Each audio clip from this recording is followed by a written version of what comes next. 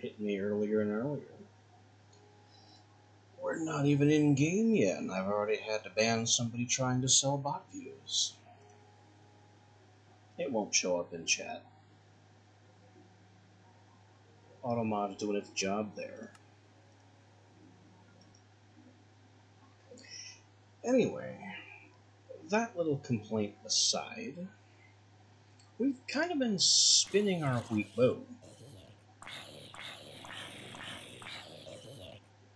Okay, let's go somewhere quieter. We do need more dark mana, but let's go somewhere quieter.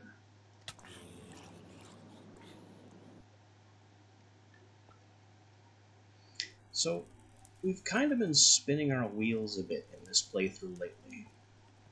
Just kind of doing more or less whatever, trying to fill time with really whatever we can figure out to do. I mean, I've got radioactive bees running just to see what kind of a hole they can carve in the landscape, crying out loud. Kind of an indicator that we're running out of ways to carry this forward. So, I think it's time to put a capstone on this, a formal, actual, final one. I don't think we're going to get Baba Yaga. We've tried. She's a toughie anyway.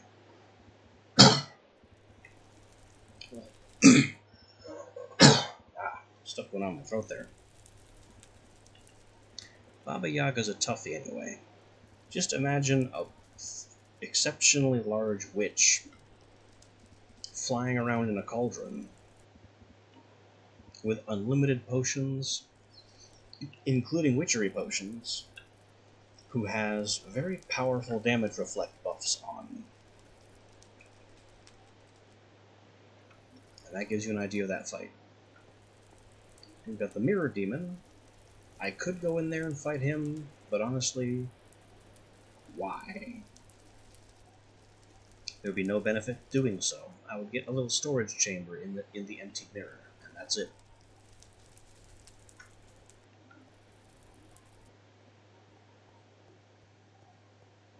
So what we are going to do is target all the rest of the AM2 bosses. Every one that we haven't yet gone after, we're going after.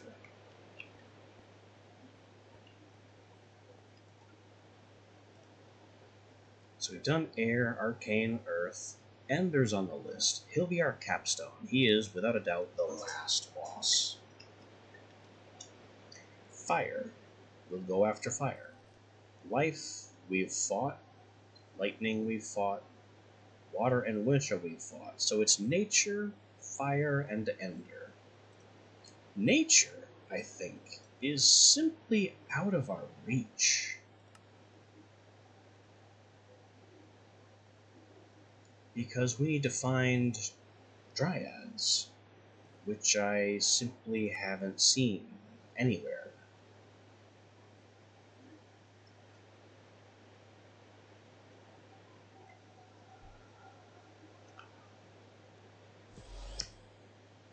And to my knowledge, there isn't a way to force them to spawn. So that just leaves fire and ender.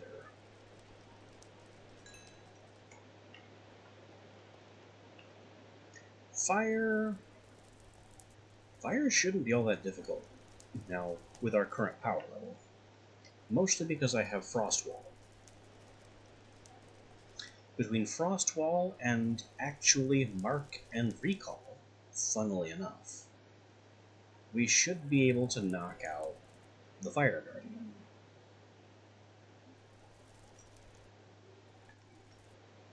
As for Ender, well, let's just read up on a few things. So the Fire Guardian, we need a gold inlay ring on obsidian with a coal block in the middle, and water essence to summon him. And he will be upset. That's okay. We can handle that. Maybe create some kind of room to fight him in.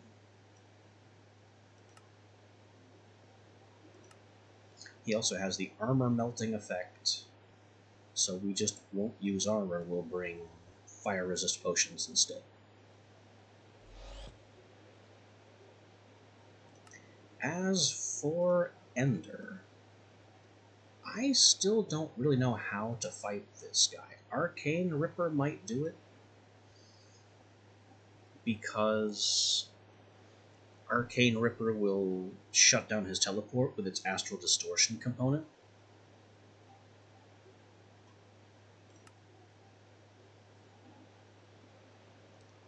There is a known issue with this guy, where as you deal damage to him, he gains a resistance to that damage type, so you have to cycle the types of damage you're throwing at him.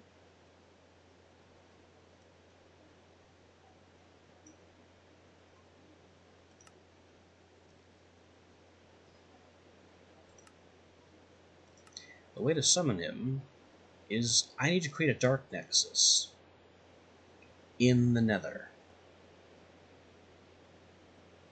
On a platform of coal, a gold inlay, light a fire on each side, and then throw in an Ender Essence and an Eye of Ender.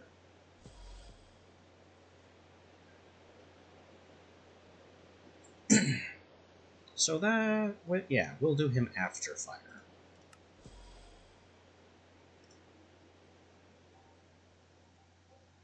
So let's get obsidian, our coal block, a couple coal blocks, just in case he burns one. And I'll be hiding my armor in our chest on the nether side. This will also require some fire resist potions. So let's make those with witchery. It's about time to replenish that stock anyway.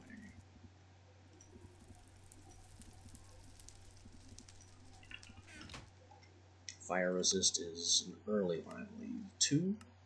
Yep, there it is. While we are potioning, maybe I could give myself regen as well.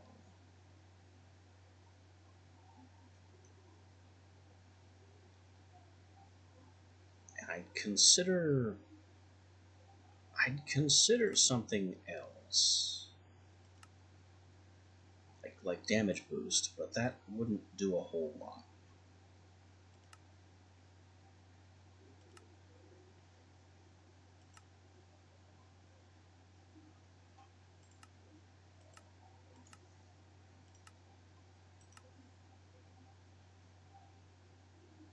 Is there anything fun we could apply to ourselves?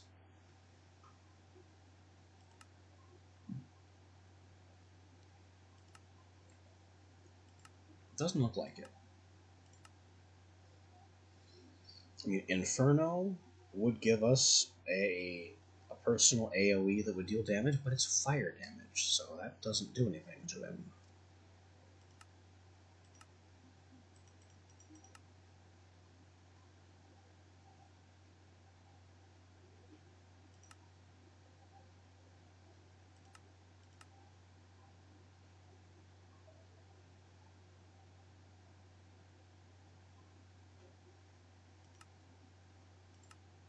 So yeah, we will do regeneration and fire resist for a level that's capacity of 4.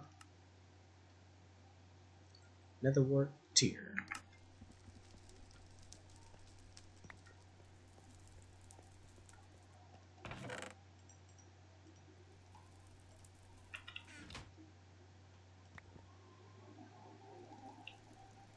Magma Cream for effect.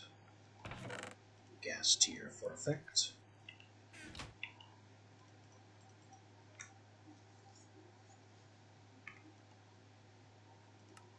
Modifiers. No particles.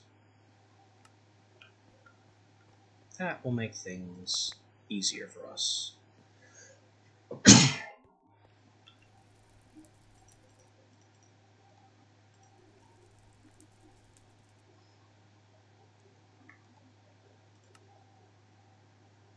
Fire resist is a boolean. It doesn't have a power. So duration, redstone, obsidian, mandrake.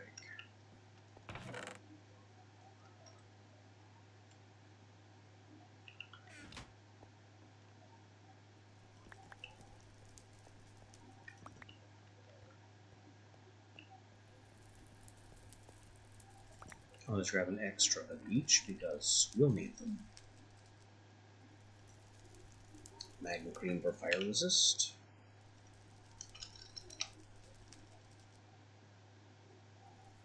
And then once again, no particles. And power on the regeneration. Glowstone blaze rod, don't mind if I do.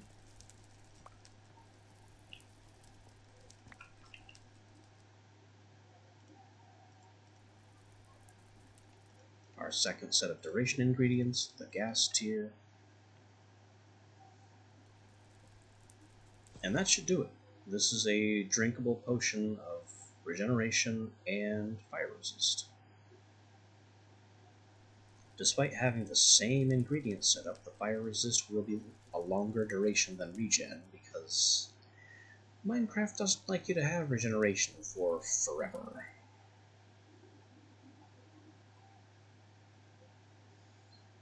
I don't actually know what the differential is. Maybe I could remove the Mandrake from the Magma Cream, and then these would be roughly similar.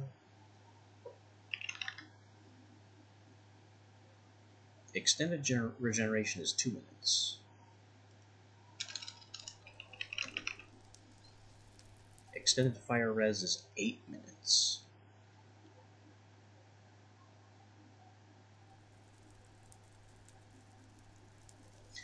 Well, the fire res is more important than the regeneration anyway. And on top of that, the obsidian and Mandrake bulbs aren't a huge expense.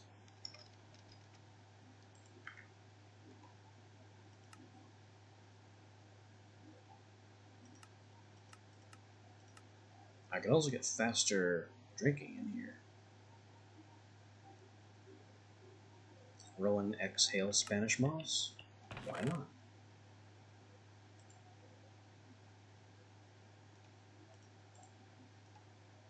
This will require moving the ingredients around because these have to be applied before all other ingredients, not after.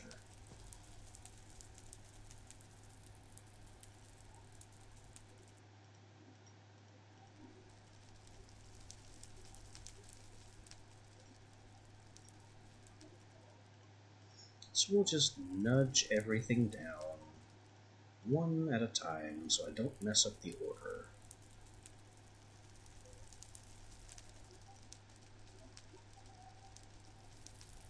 This isn't even our most complicated potion.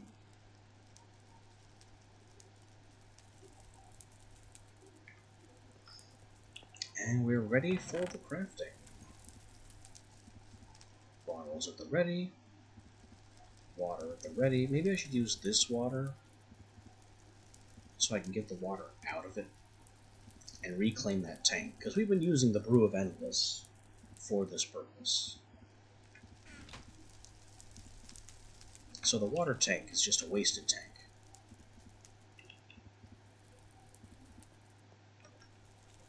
Anyway, potion of I'm going to be fighting a guardian without armor. In they go.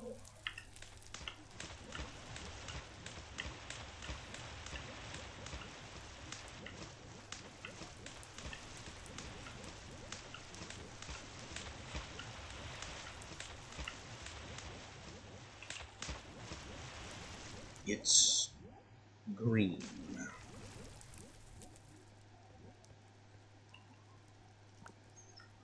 I don't really want it to be green. Maybe it should be orange instead. This way I can tell the difference between it and my potion of food. And my potions of luck.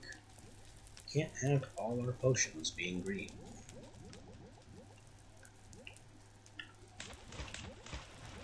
There. Perfect. The only way this could be better is if I had a frog. Let's not worry about the frog.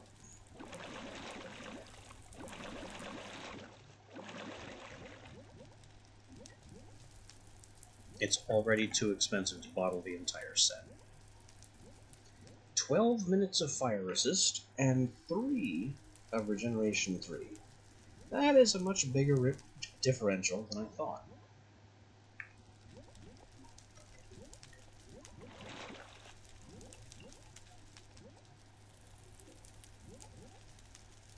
Much bigger differential than I thought.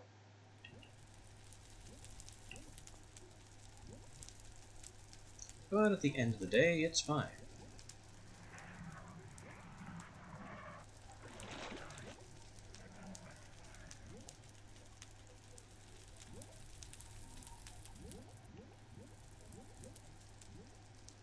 Just need to bottle the last of these, because if we change dimensions and come back, then the potions in here will no longer stack.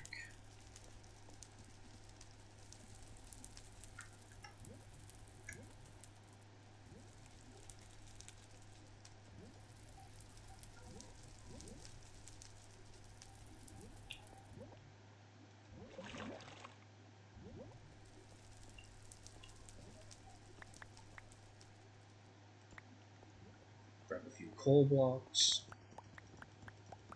the ring of obsidian,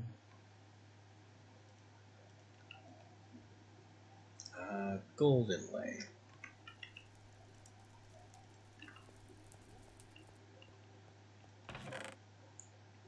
That's another 2 purified ventium.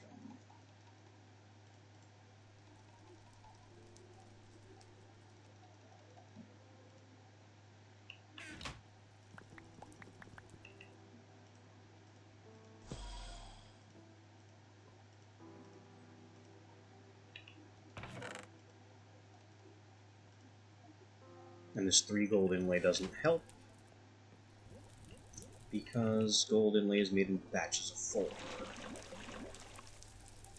So it's just not enough to make a difference.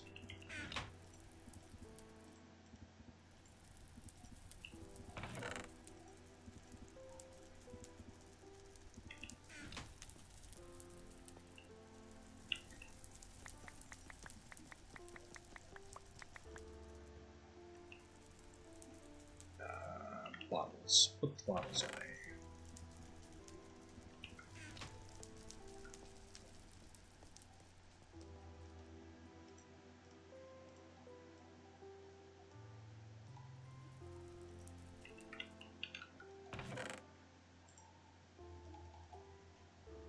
And the water essence for challenging the Guardian itself. This should be everything we need, except for the fact that I need to put my armor in the box upstairs.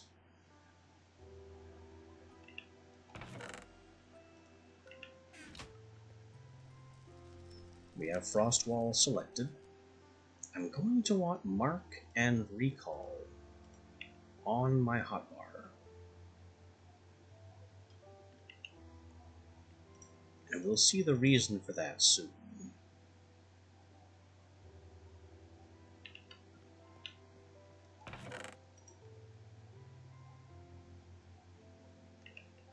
I also need to actually make a broad...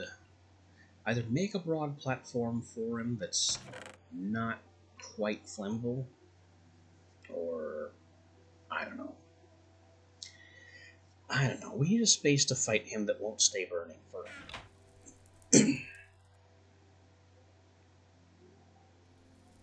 And there aren't a lot of blocks that don't catch fire that also don't melt.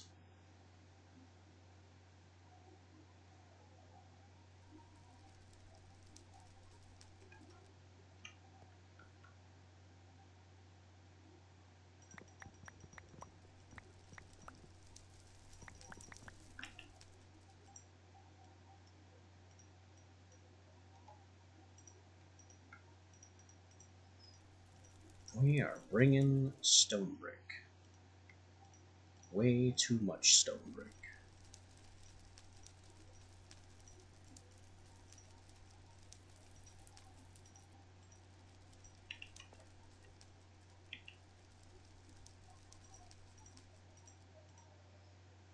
Well, what we're planning to do to this boss is cheese. I mean, it simply is. He can't just be put in a single containment and left to his own devices in there. That won't work.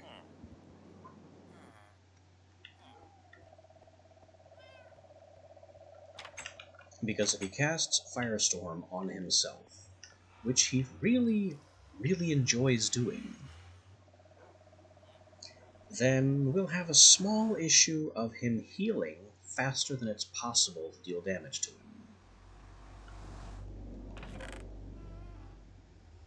And we've already kind of demonstrated that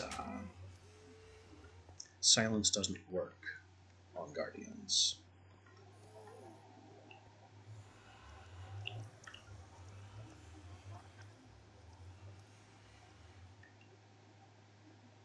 I could go up here, but I don't think the ceiling is quite high enough to spawn the Guardian.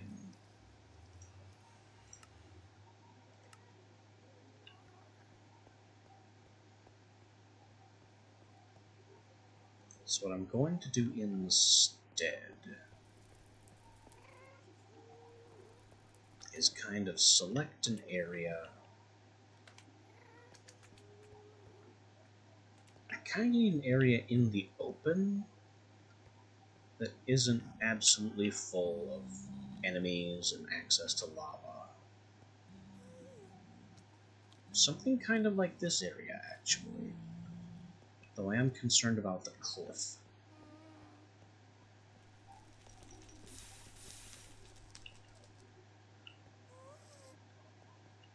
And that's just another cliff.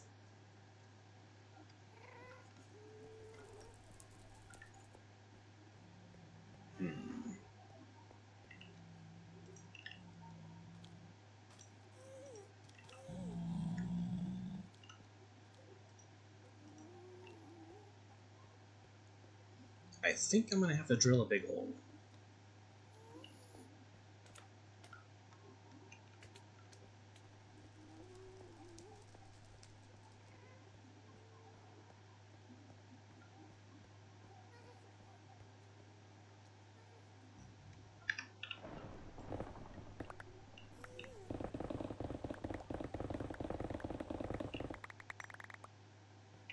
I don't know how big this hole needs to be.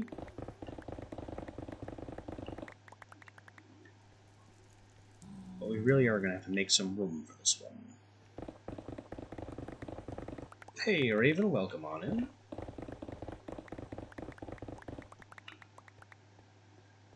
We are making bad decisions today.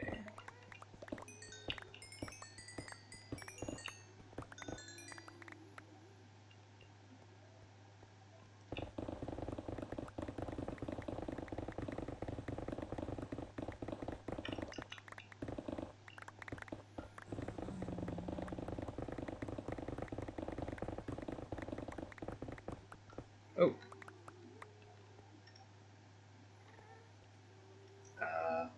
Why is that cobblestone there? That doesn't make any sense.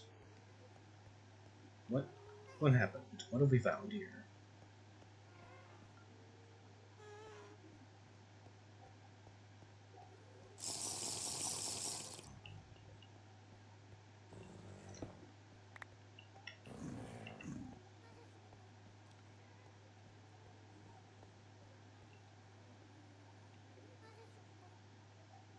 Alright, so I'm gonna have to pave over the floor.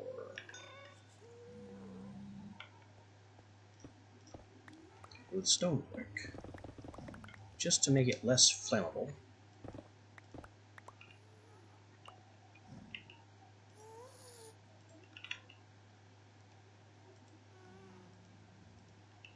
Stone bricks will not go into the digger's pack. That's a job for the builder's pack, which we don't have.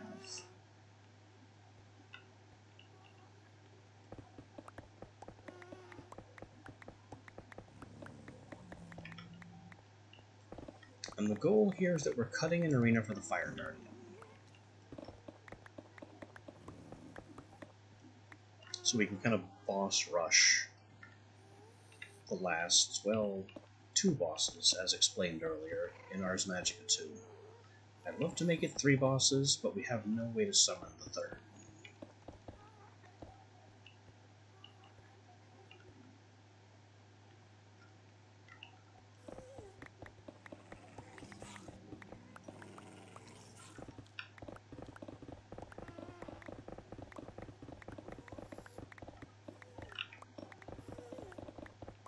So I'm just going to rip up the floor here, replace it mostly with stone.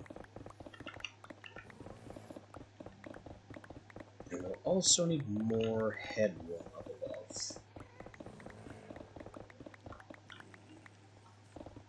So another layer or 2 of the ceiling needs to go.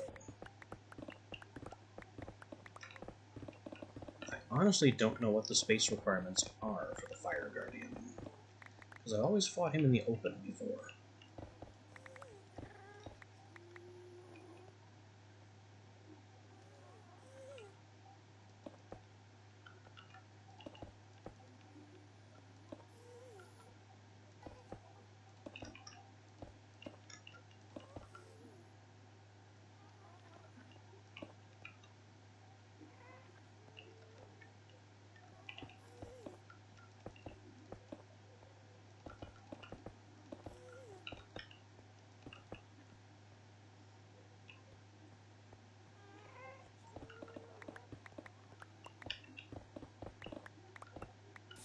Hello, lava. Kind of shocked it took this long for lava to show up.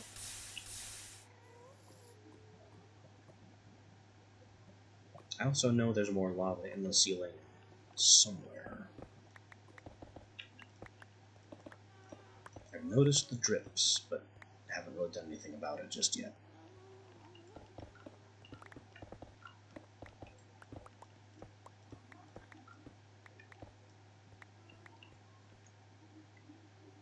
Okay.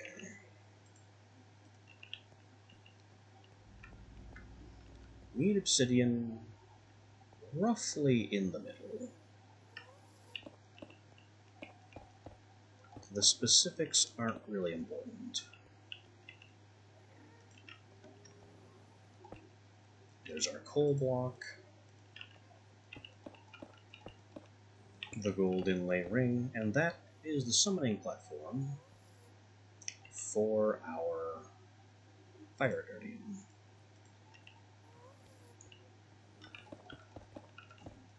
Next step is his fire-resistant floor.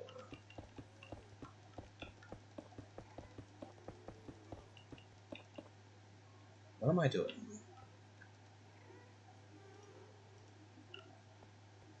Crater Unmaker, upgraded version.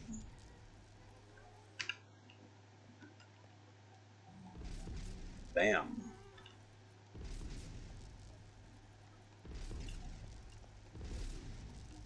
Oops.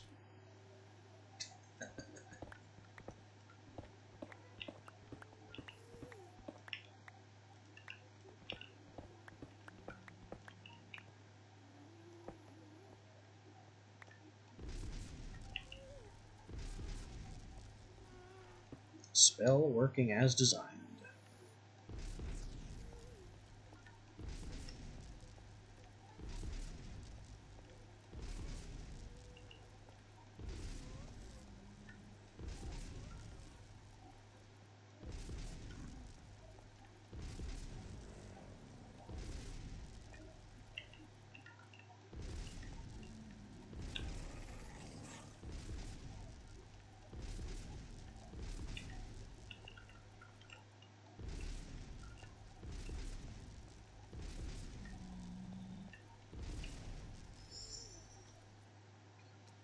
Now we have ourselves a nice fire-resistant floor.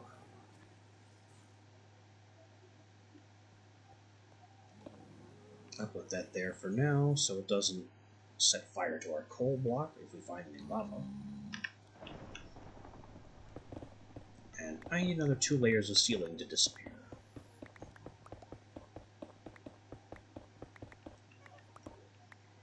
Our lava is somewhere around here. I saw the drips again, but didn't really... Here we are. It's here-ish.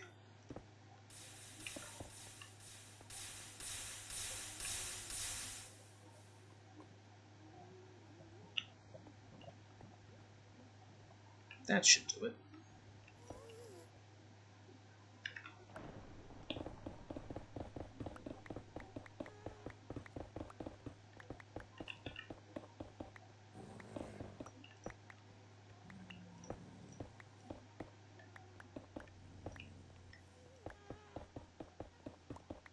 This could be a use case for our old Biggie Diggy spell to do a 3x3, but I'm kind of liking the pickaxe and its ability to dig out 2 vertical, and do so with no risk of missing.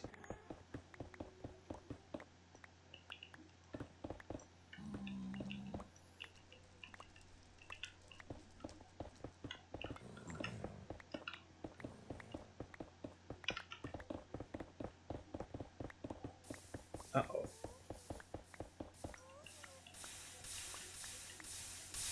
Oh, no.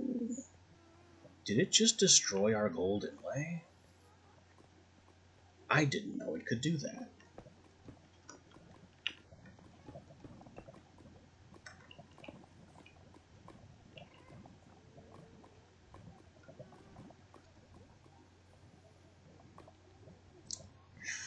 Yeah, a little bit. Gonna have to go back and make some more. Honestly, given our ability to produce gold and all the ingredients that go into it, including even the purified Vintium, that's not as big a setback as it seems.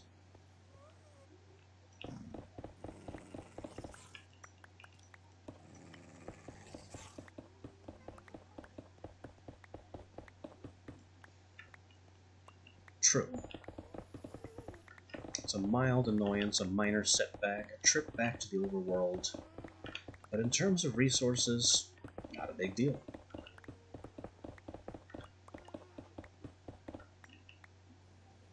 Also, this Digger's pack is just being a champ and holding everything we needed to.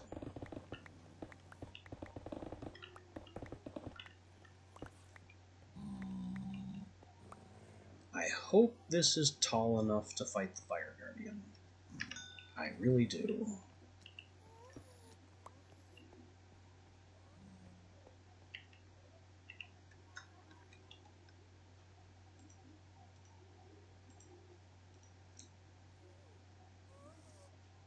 Why do I have a glass bottle?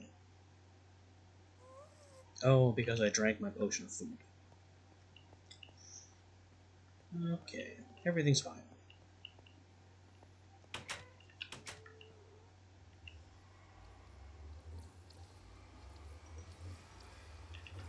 Maybe I do want a builder's pack to start holding things like stone brick.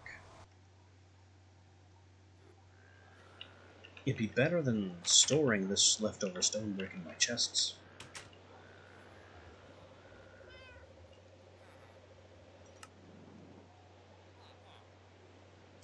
Oh yeah, I made potions of fullness, which, rather than having to eat food, they just fill my hunger bar magically.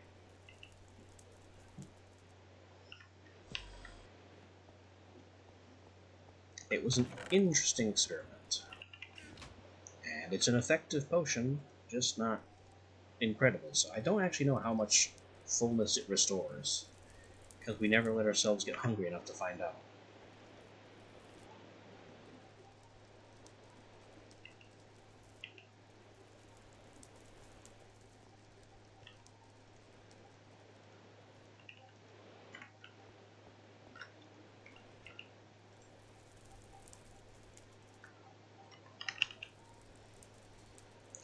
Builder's pack.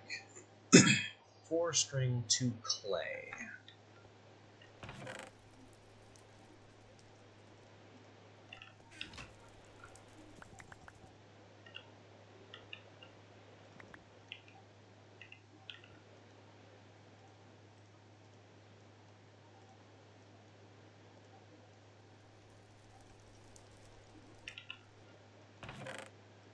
And then we can immediately grab a diamond, come over here.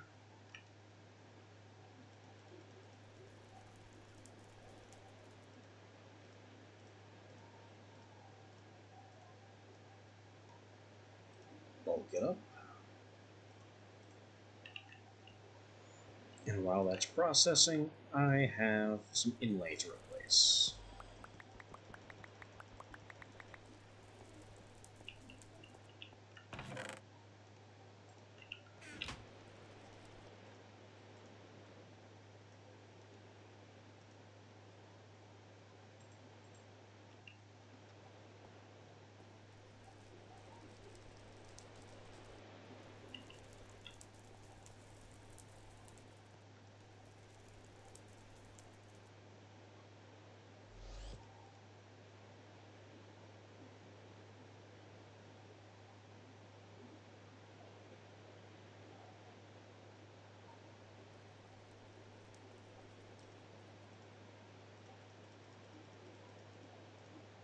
And you can go back to making more pearls.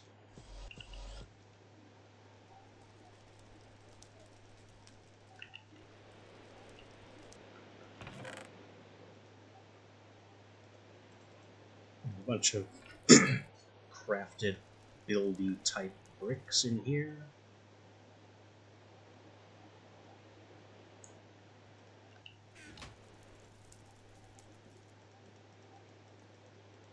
All that goes. Excellent. We'll just have that in stock for if we ever want to build anything again. Nope, missed one.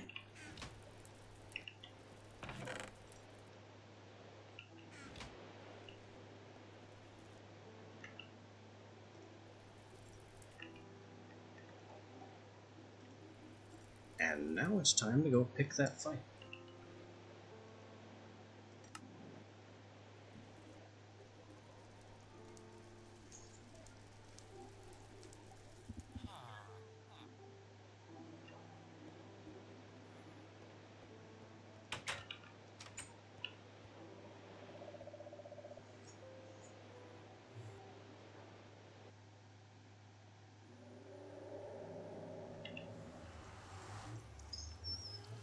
It is crucial that we take our armor off, or it will be destroyed.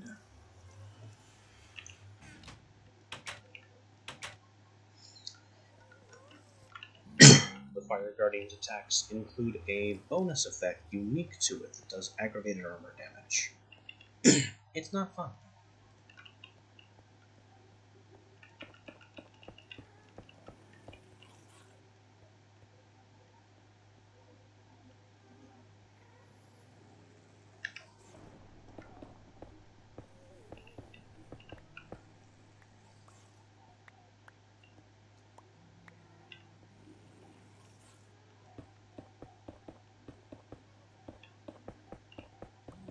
We'll just do that in case he's taller than I think he is.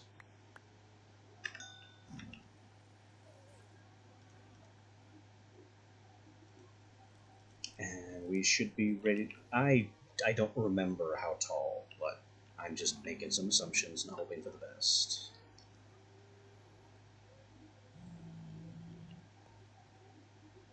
Okay, fire resist goes up. Regen goes up. Prepare frost wall. And here you go. Oh yeah, I need to turn this off.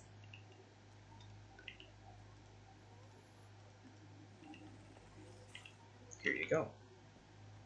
He is pretty tall. And he jumps and flies, and where's he even going? What's happening here? Hello? What? I don't understand where he is. What is happening? He's like floating and diving through me and causing fire and... Where is he? Oh, we dealt a hit.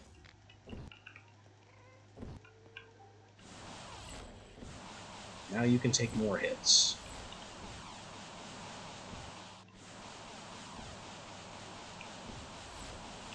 Alright, we've got him.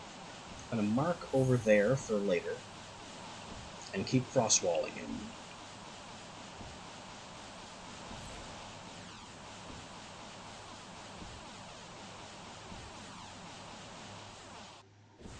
The frost wall doesn't appear to be doing the best against him. How about Mage Ripper? I think that's doing a little better. Oh, now he's firestorming and healing. We recall him over here. Oh no, recall him. It's too late. And I astral distorted him with Mage River, so I can't recall him.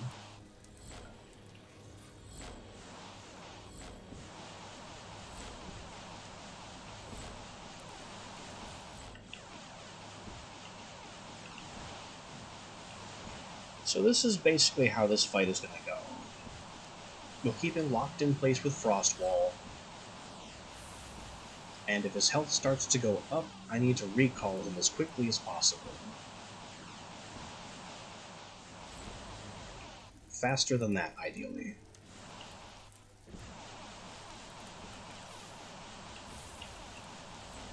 Because if he sets himself on fire, he heals very, very quickly. And I'm out of mana.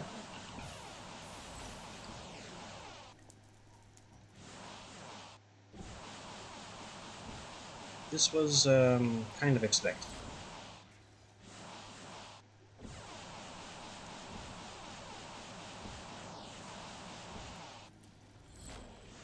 I'm also very concerned about that.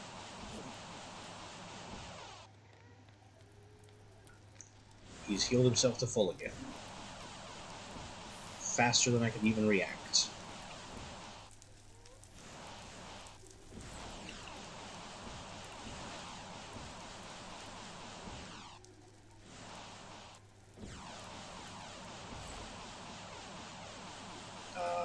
What are you doing? Whatever that was, don't do it.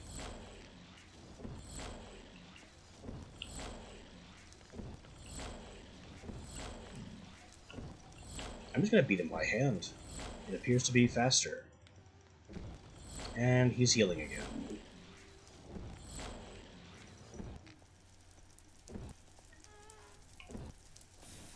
I think killing him may be out of our reach. And I don't know what to do about that.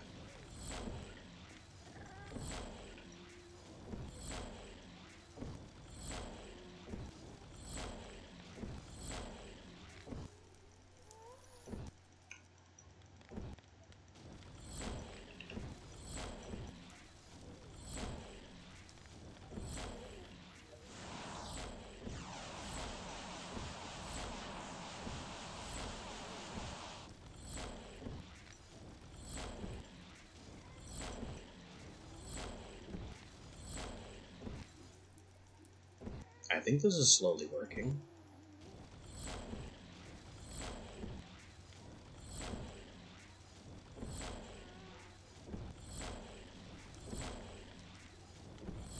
The armor damage component that I mentioned works even through fire resist, which is why we're still not wearing armor.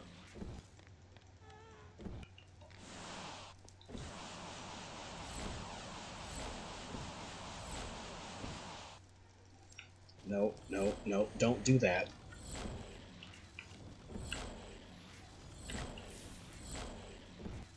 And he's doing it some more anyway. There's nothing I can do about it. We can't stop him.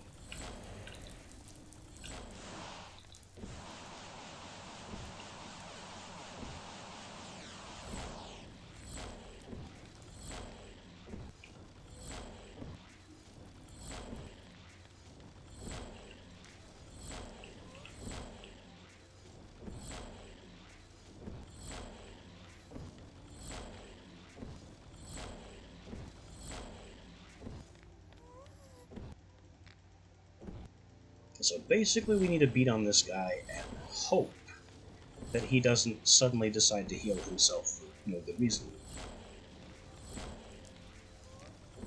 Because if he does, we can't stop him.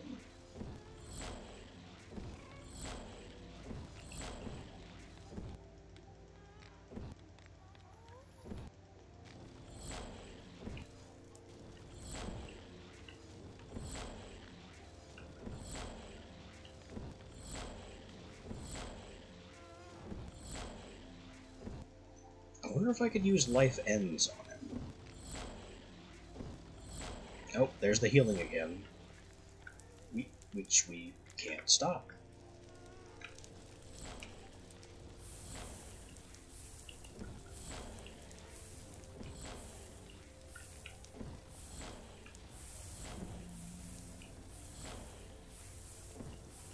And he escapes Life is Cruel because it doesn't have Entangle.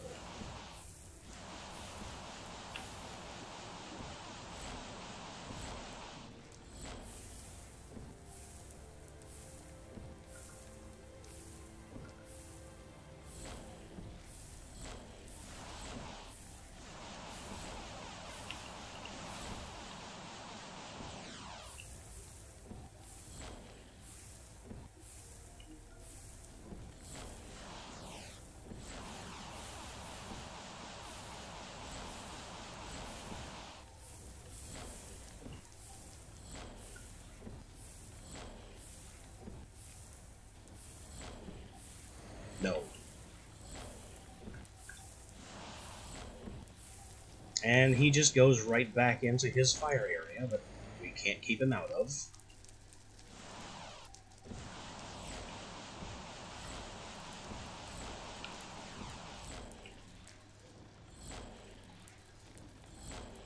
And I can't afford to cast... There it goes.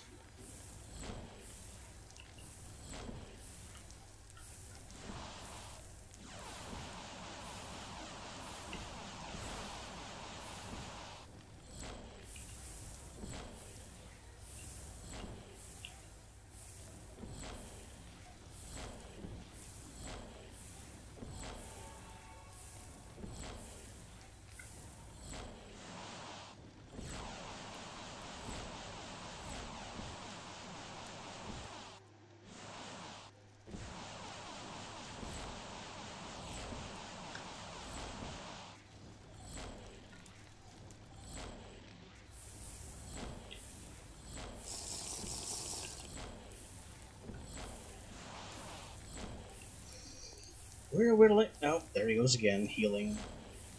Get out of that. That's not far enough away. Stop healing. Where are you even?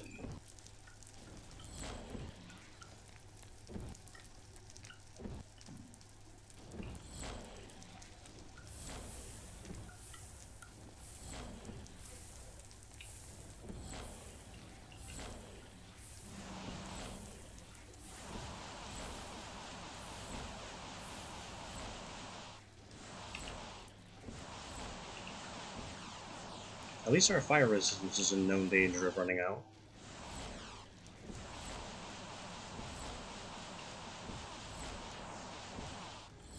But we just don't have the damage to burn this guy down before he just casts his healing spell again, whatever he's doing.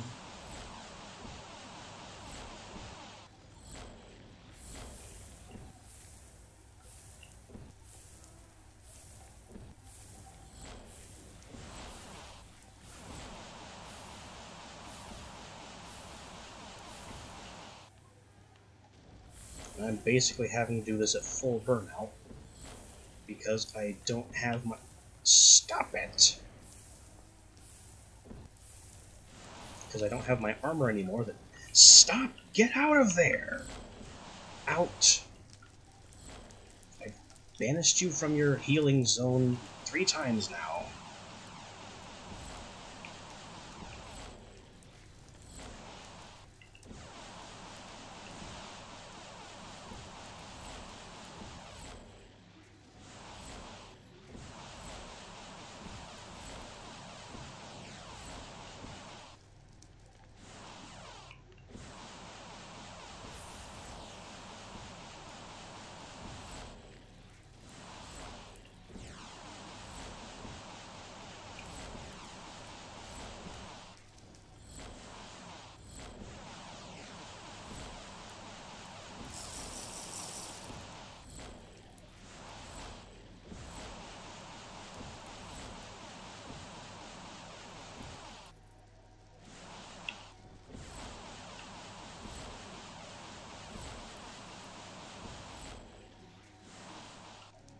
No. No. No. No, I don't have the mana to get him out of there.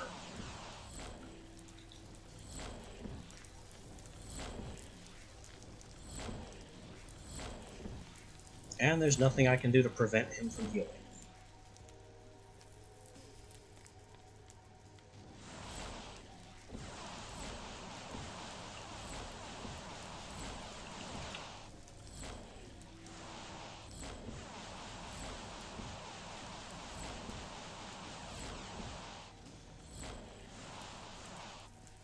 What?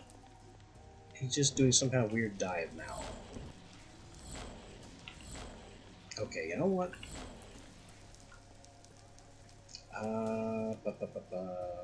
It's not here.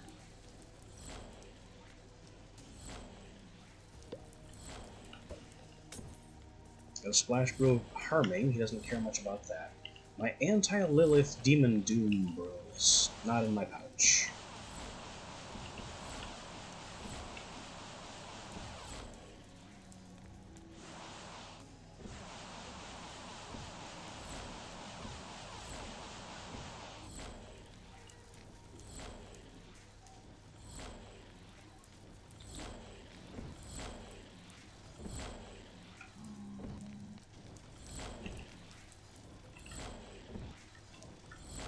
Well, the good news is he can't harm us. Period. Unfortunately, there's no way we can finish him either.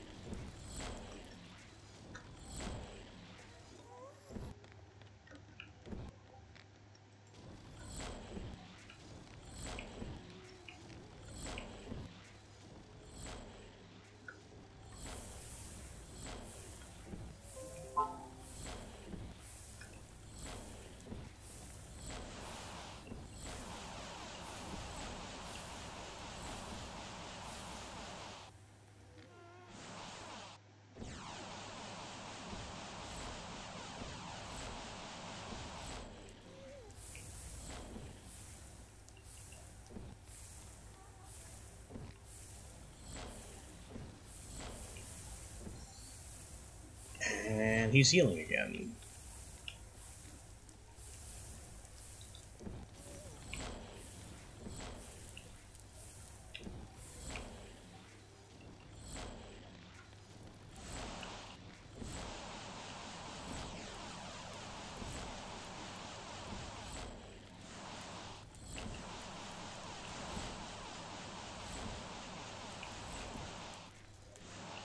This is apparently a completely lost cause, but there's nothing I can do about it. Because if I retreat back to the nether portal, he will teleport and follow us.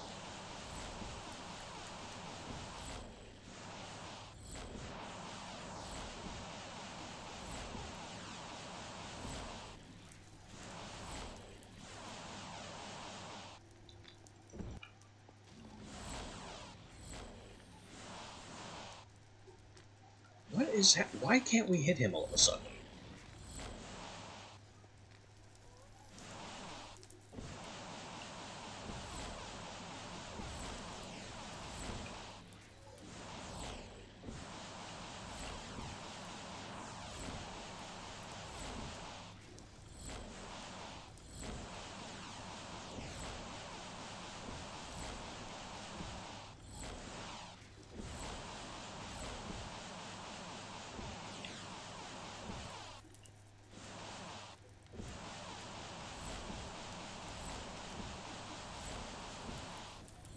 Okay.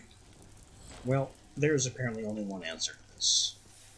And that is to leave, make a blizzard spell, and come back.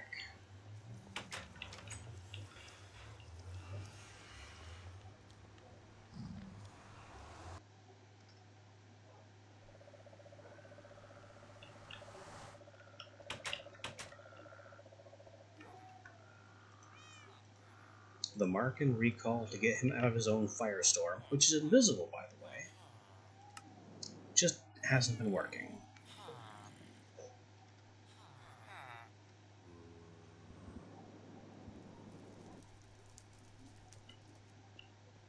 Do I have the blizzard component? No.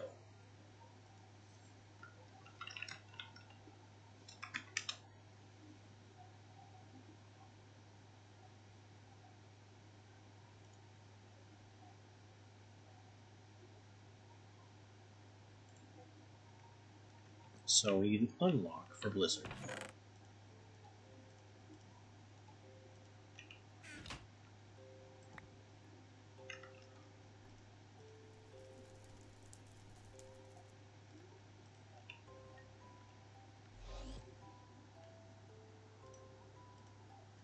And that is any shape,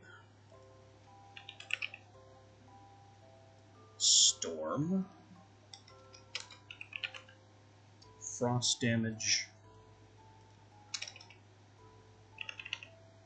freeze, and regular damage. Before I commit to that, let's confirm with the other wiki, because this one has lied to me before.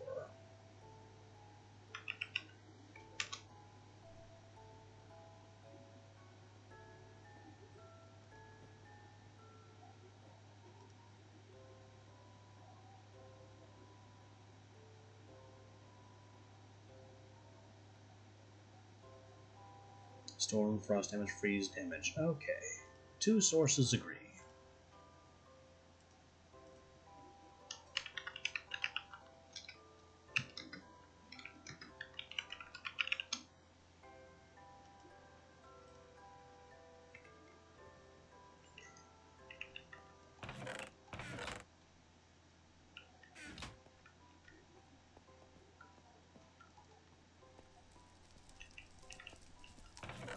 I'm still running around here completely without my armor.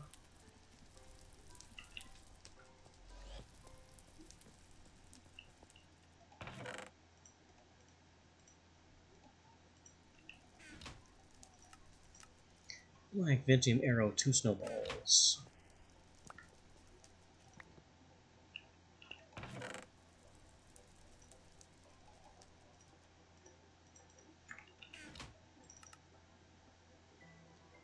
Yellow Rune, 2 blue topaz, gas tier.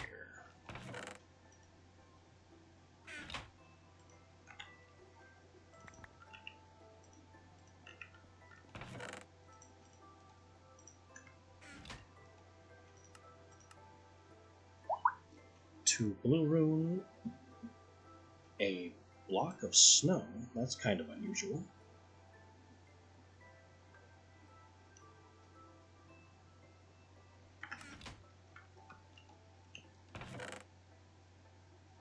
I don't have any blue runes in reserve.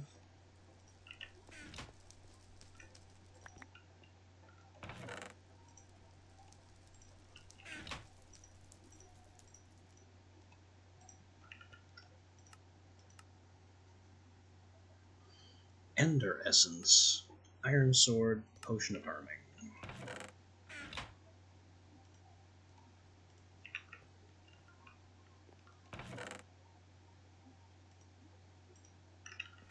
I should have Iron Swords in reserve.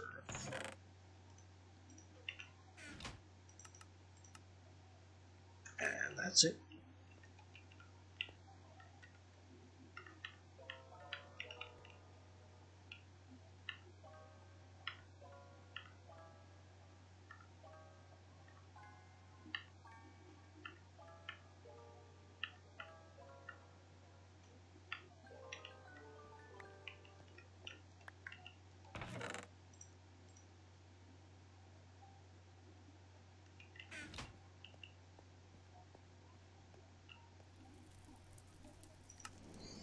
Hey mate, welcome.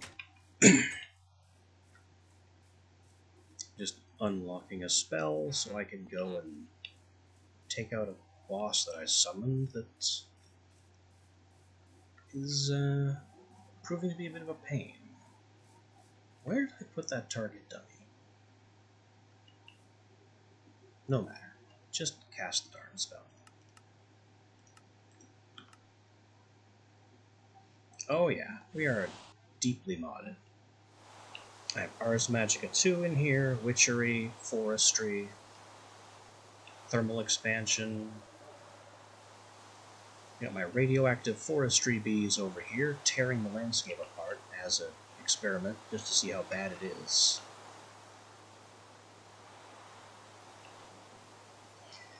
Minecraft on its own, like vanilla, I never saw much in myself. At least not after. Yeah, I keep refreshing the bad bees just to see how bad they'll tear up the landscape. And it's getting pretty bad. We now have to jump to get over to them.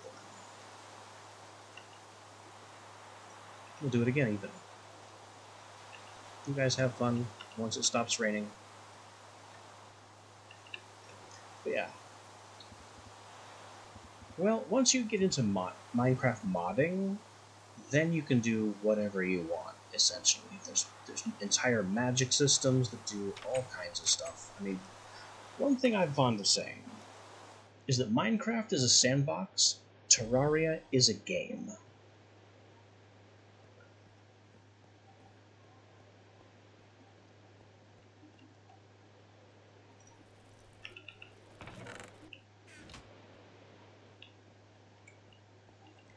They serve very different needs, so to speak.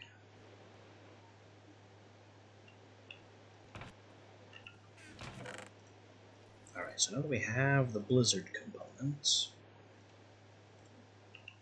I can try and make a blizzard spell to kill that guardian that's causing us so much grief.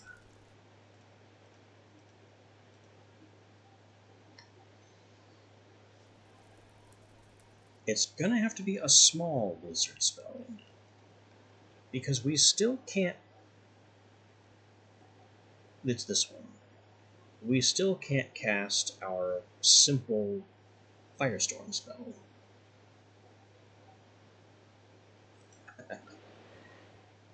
And almost any game will get really...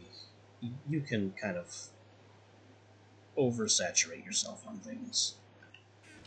That was the problem here. Projectile, firestorm, duration, damage. And that's it. And it's too expensive.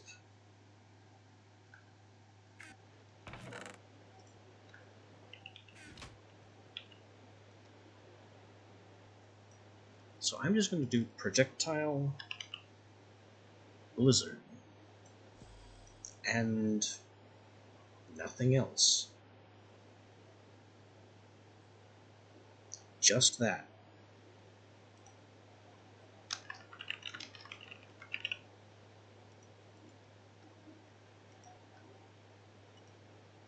And we'll see if this can solve our problem.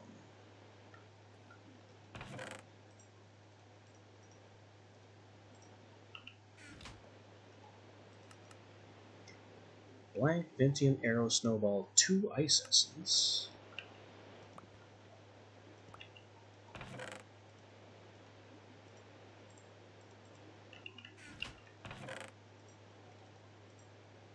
No surprise that Blizzard costs that. A blue topaz, and ice, and that's it.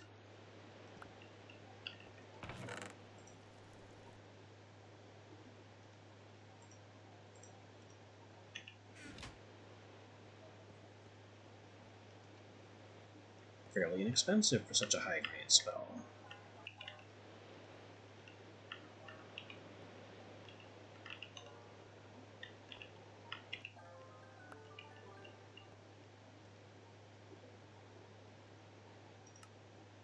And that makes this the cheapest blizzard spell we can, and it still costs 1,500 mana.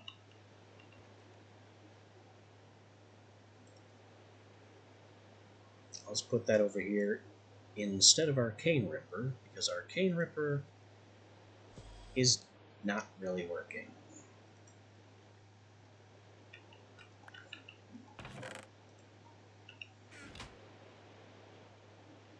So now I have Frost Wall to do frost damage, and also apply Entangle. And Basic Blizzard to, well, hopefully get the damage in.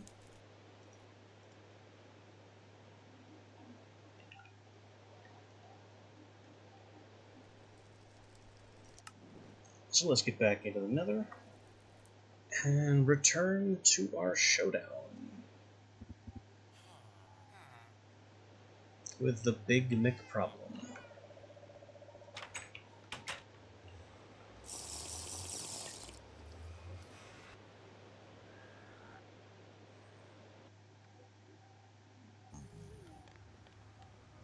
Seeing his health bar is not a good sign. Hello! He's shouldn't be here. But I guess this is where we're fighting you now.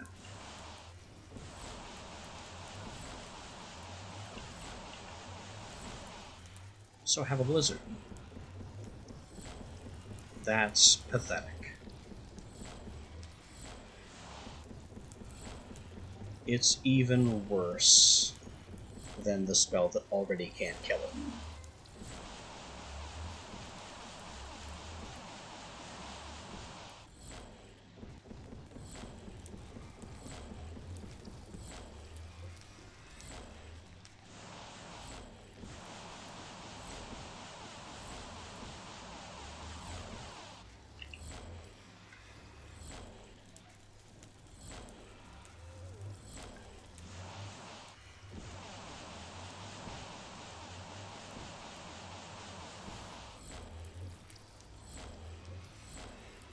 I want this cast, because my burnout's too high.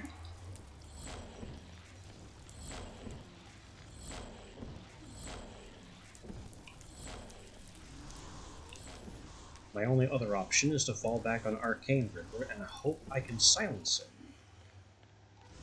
Not that I expect that to work, but it's literally the only shot we have right now.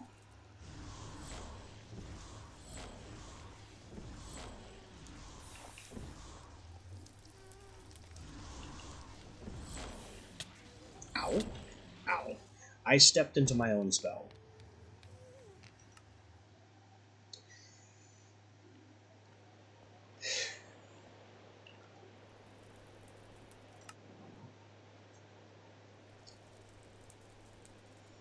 I got too fixated on trying to stop the fire from catching him on fire and healing him, and completely forgot that zone spells don't care about friendly fire. Alright, see you another time, mate.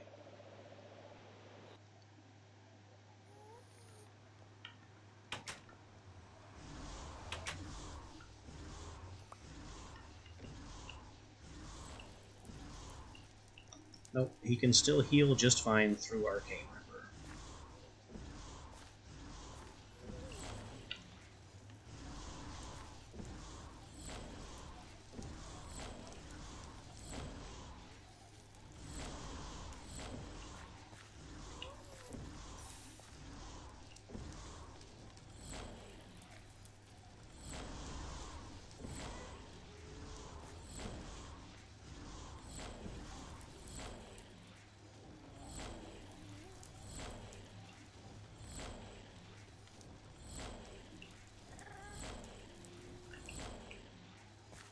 And I can't spam Arcane Ripper because my burnout keeps getting too high.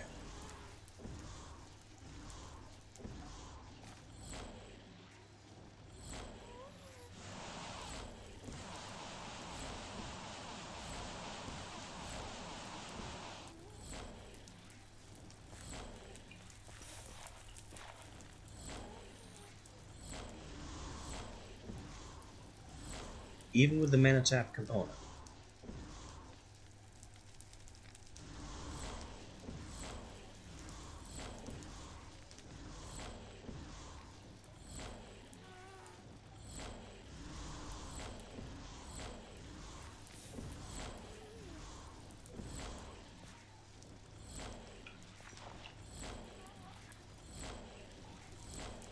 Cast.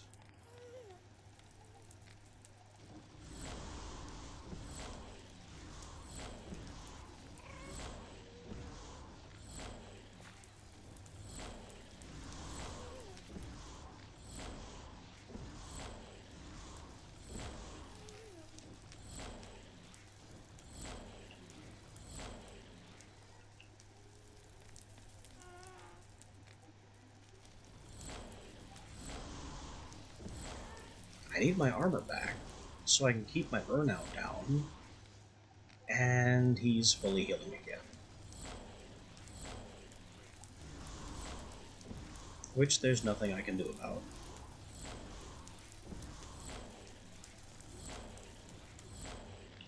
So, I was planning on this mod pack having a send-off today anyway. The Nether is closed to us. We have an invincible super boss running around the Nether. Let's just never go back.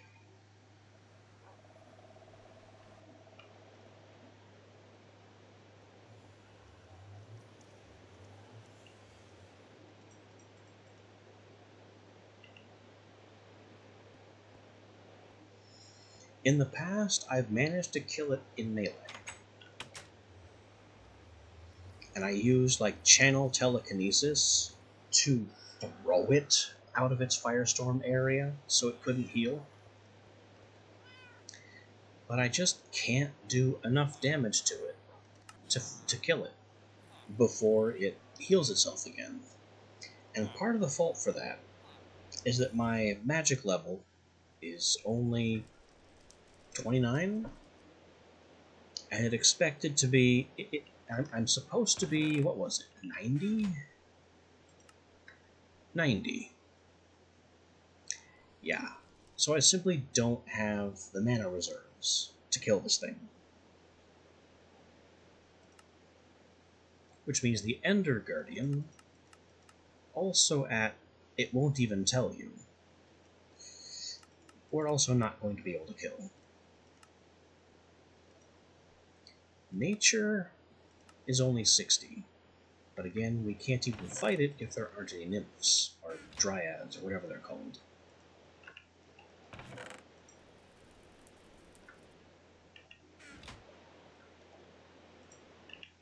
So, my intended...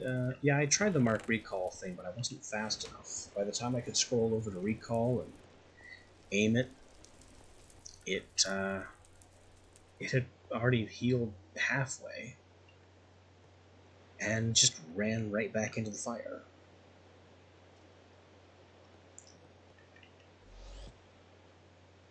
It might have worked if I had lower ceilings, like walls, so I could actually cut those off into multiple chambers.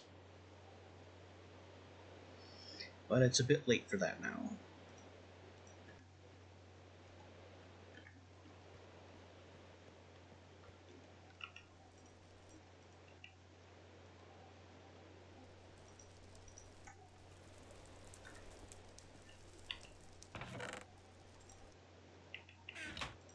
There's very little option at the moment but to declare that the Fire Guardian has won. It owns the Nether now.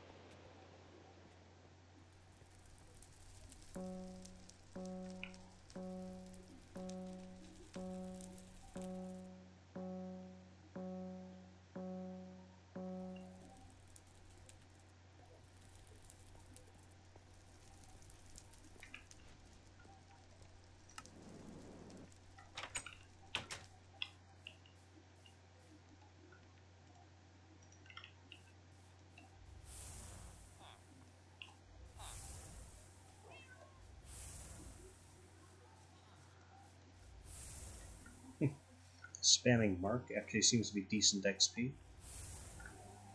Pretty good for a cheap do-nothing spell.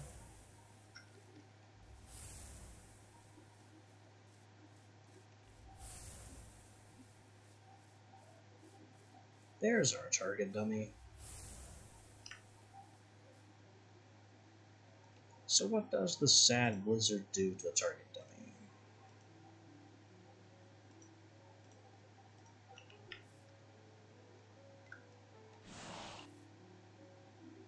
Less than 1 damage per hit. No wonder it did functionally nothing to the Fire Guardian. And that was supposed to be our big win there.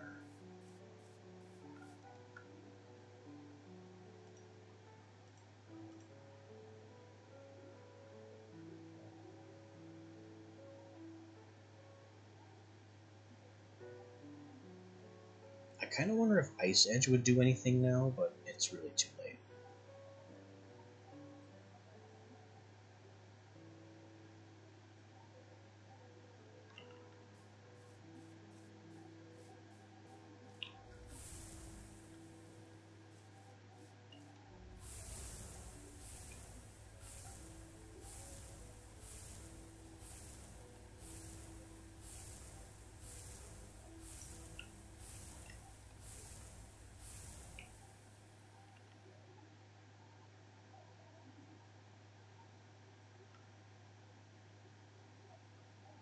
So, we're going to go looking for Dryads. You'd really think I'd have seen one by now, with all the times during the early game we were looking around for specific mobs. Like Ocelots and Wolves took 2 days apiece. Not Minecraft days either.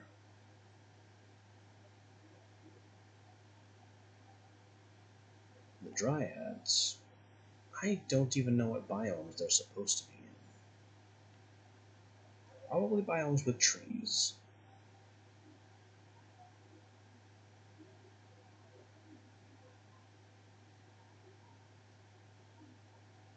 And even if I were to find one, what then? I have no way. Oh, well, I could cast Appropriation, capture 1 that way.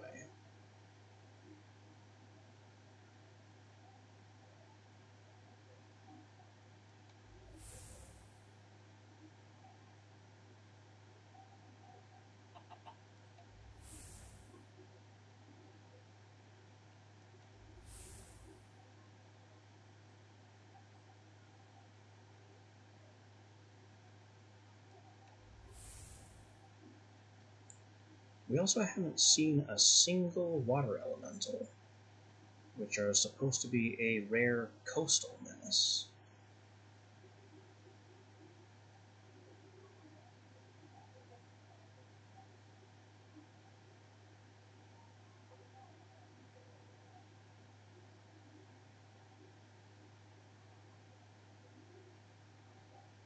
Dryads, at least, I've never had a problem finding before. But things like Earth Elementals, Fire Elementals, and Water Elementals, they're very rare.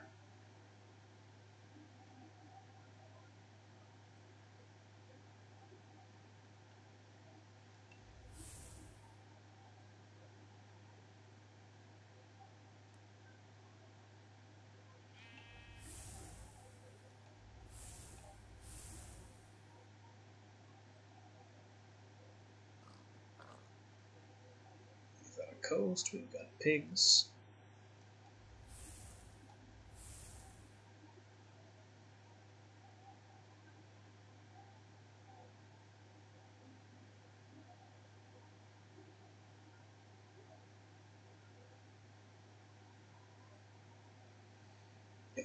If I could tame, like, Love Potion a couple of Dryads, if that worked, then we'd have all the Dryads we need for the Nature Guardian.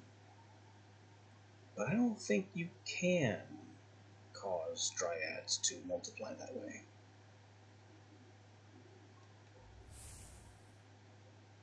Of course, this is all contingent on finding some in the first place, which so far remains beyond our reach. There's a wolf pack.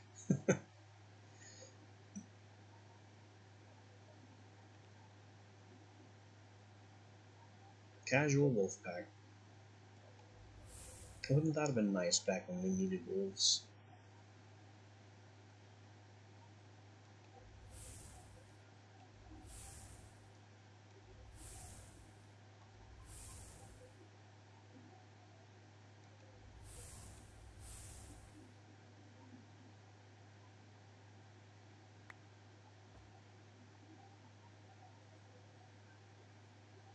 I'm just floating around watching the mini-map for unknowns. So far it's just cows, chickens, sheep, and wolves.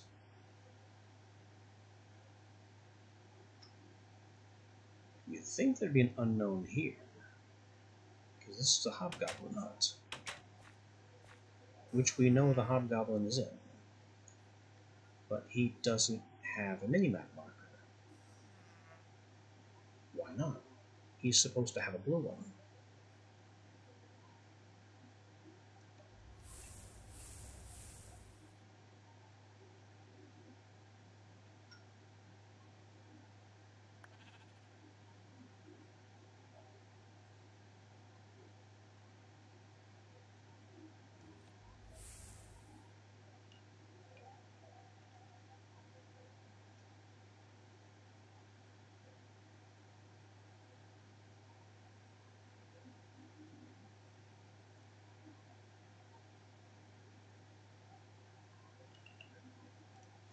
You know what might solve our problem? A witchwood forest. We've never sought one out.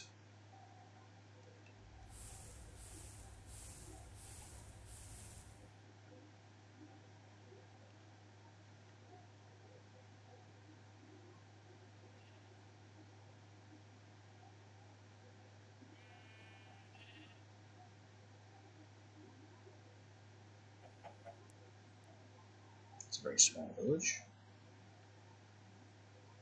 And oh, I could steal more witch spawners.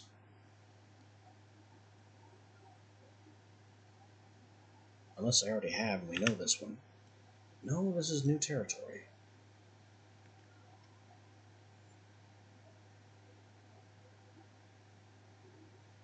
We're almost 3 kilometers from home. It's going to be far too inconvenient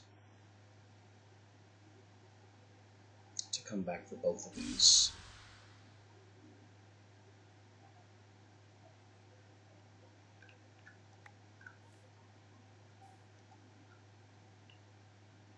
All the same, let me grab block theft. I'm going to take one.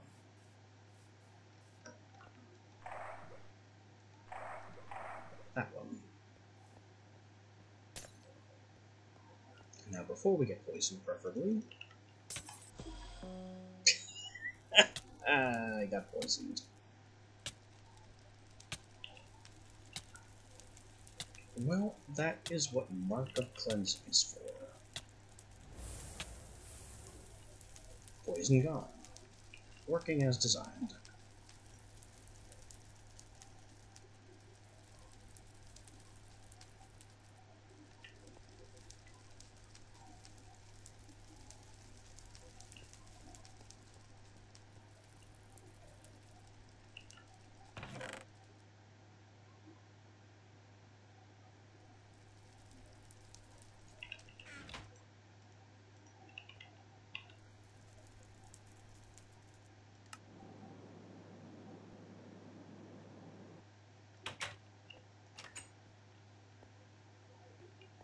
That's a lot of witches.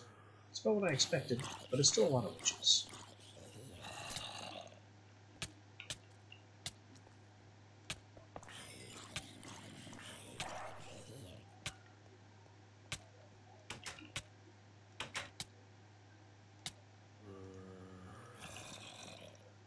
Huh. Where'd the poison go? I just threatened to pull out my anti-poison spell.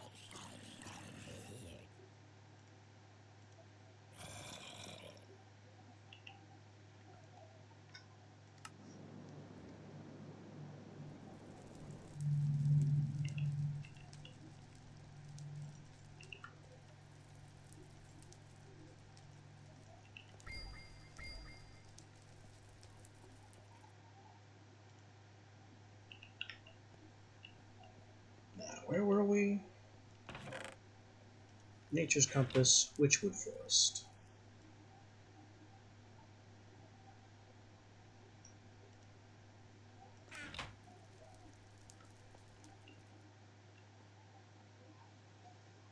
I don't believe that distance is accurate. Apparently it is.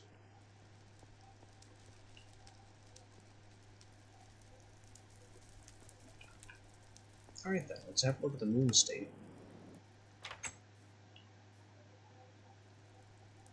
We have just missed the full moon. So there's that.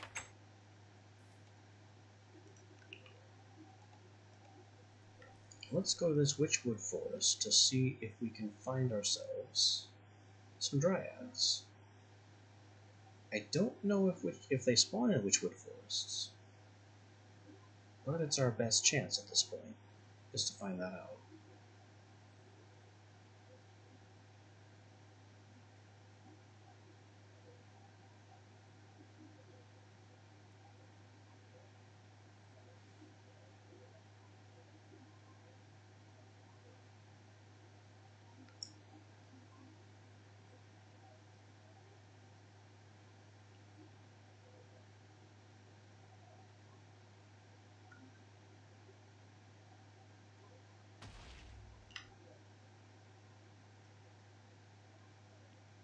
That boom was definitely a moonstone meteor. Where it landed is anyone's guess.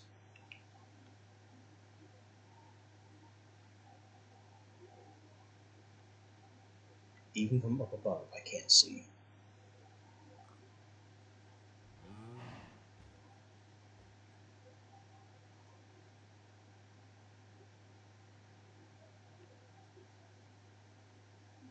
So I guess we're ignoring that potential moonstone. Because we're just not going to find it.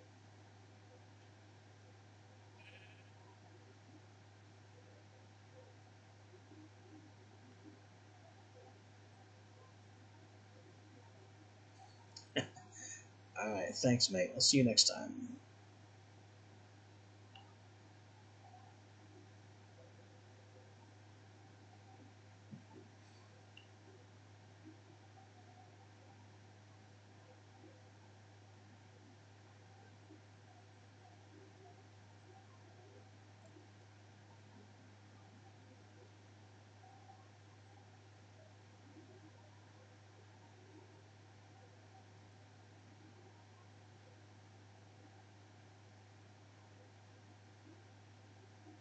There's our witchwood forest.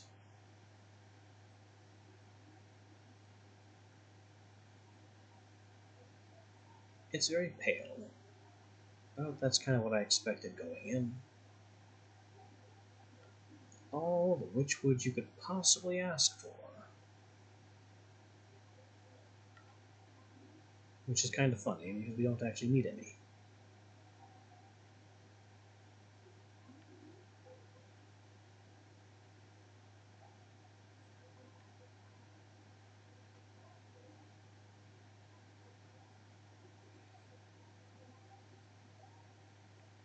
I mean, would it really be so wrong to question why this biome even exists?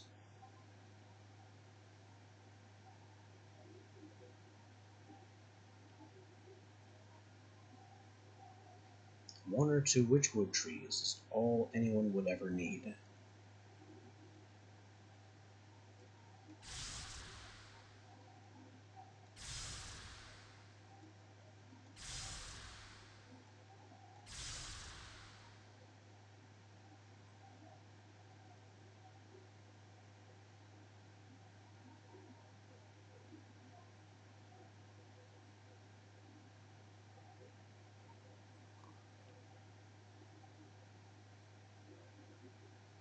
I mean, maybe if you added IM2 into your mod pack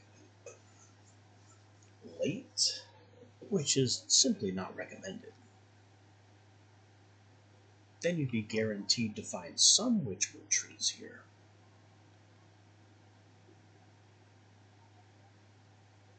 In addition to the small price of pretty well corrupting your world.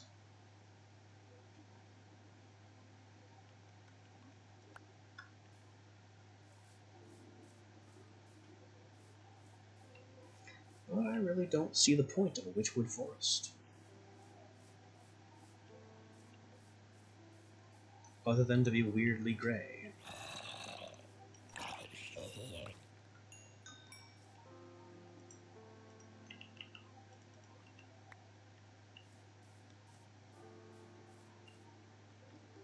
It's not even a good source of alum, which is supposed to grow under witchwood trees, but doesn't in this biome.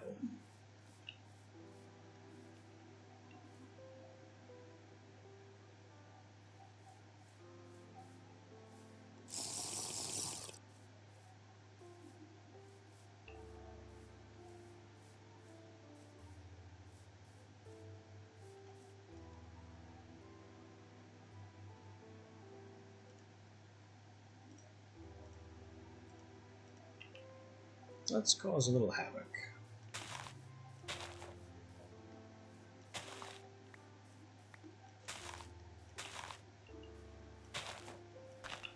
Do we need the saplings? No. Am I going to collect them all the same? You bet.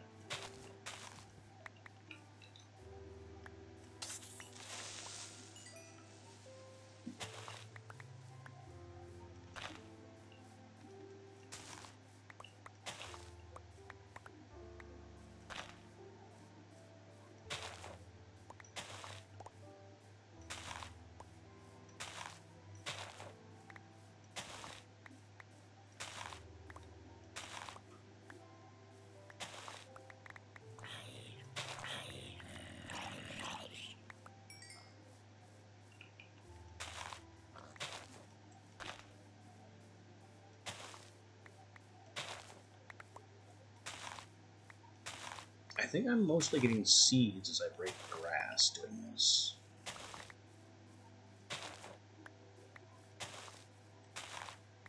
Also, where the heck is my food going? Again.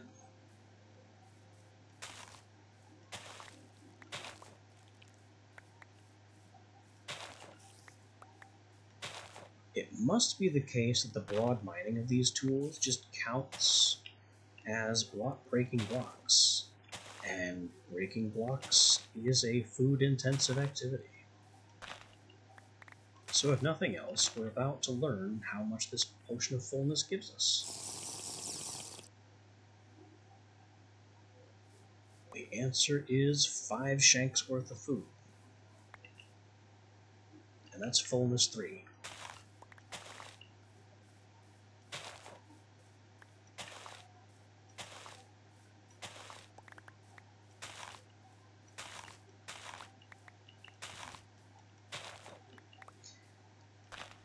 So once again, an interesting experiment, but not at all worthwhile.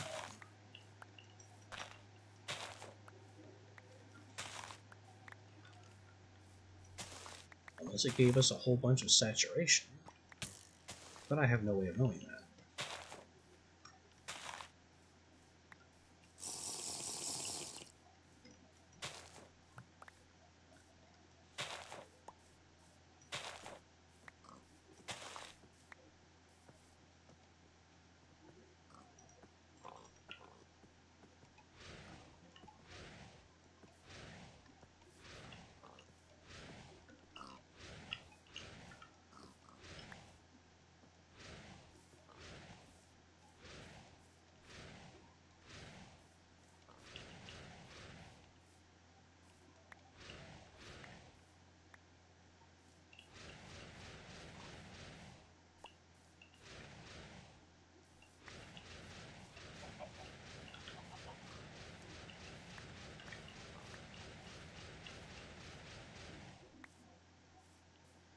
Spamming leaf razors, very great for experience.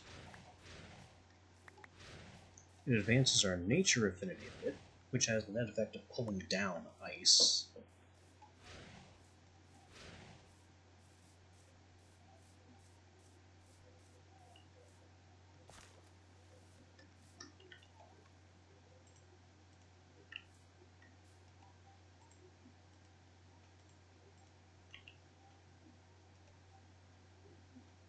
And I got 43 witchwood saplings out of tearing apart that forest.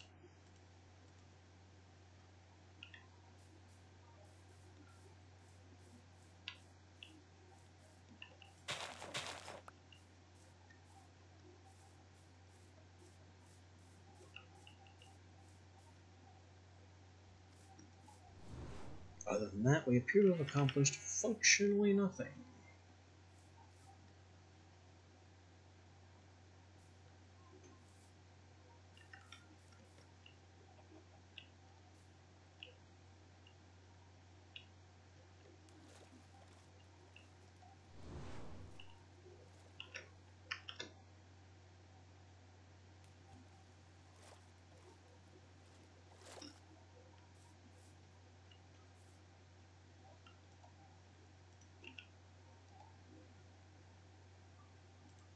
Let me do at least something interesting here.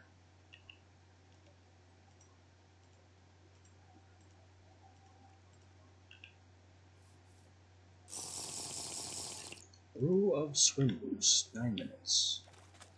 And away we go.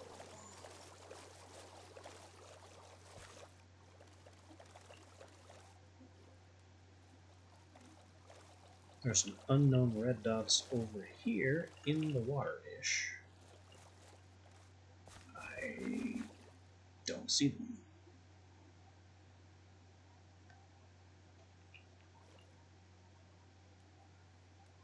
What could these unknown hostiles be under the water?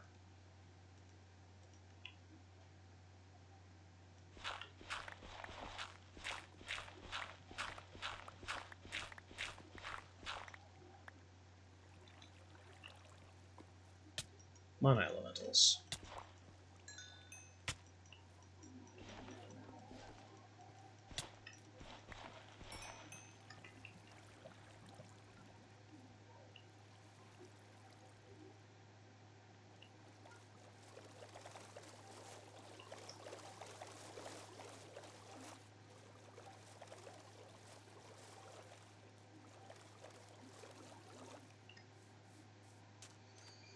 A swift swim is a ridiculously fast way to travel, whether you gain it from Ars Magica or from witchery.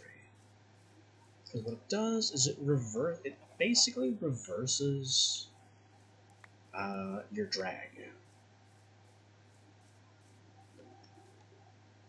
At least as far as I can tell.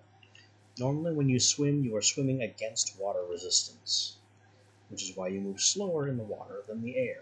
And this water resistance is, of course, artificial. It's all some kind of code trick that slows you down in water a lot more than it does when you're walking. Swift swim turns that slowdown into an acceleration, which means you just rocket around in the water.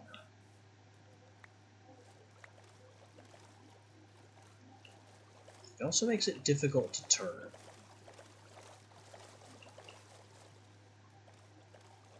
Have you ever done a boat ice highway? Same principle. It just doesn't require you to build one. You just kind of rocket down a river.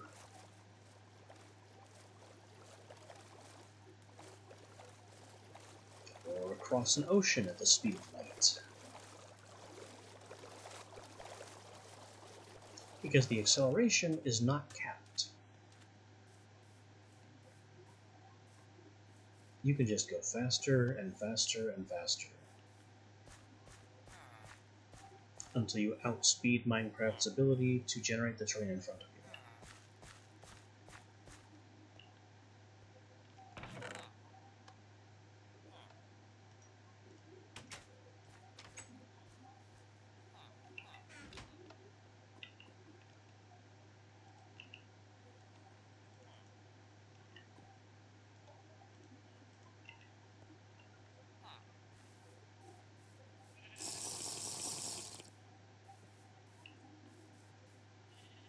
When you outpace terrain generation, you can kind of be in a bit of trouble.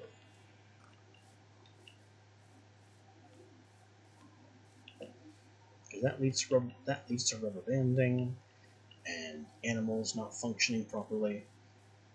The lag comparable to our cow explosion and sheepocalypse events.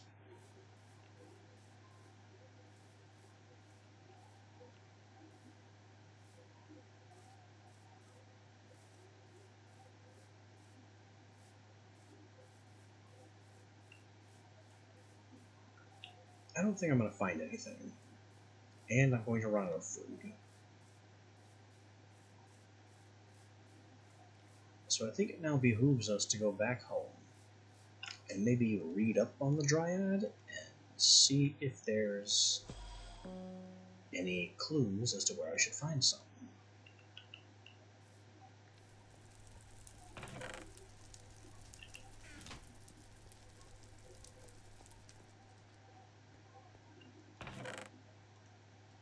We could also stand to get a stack of food in reserve. So, how about them dryads?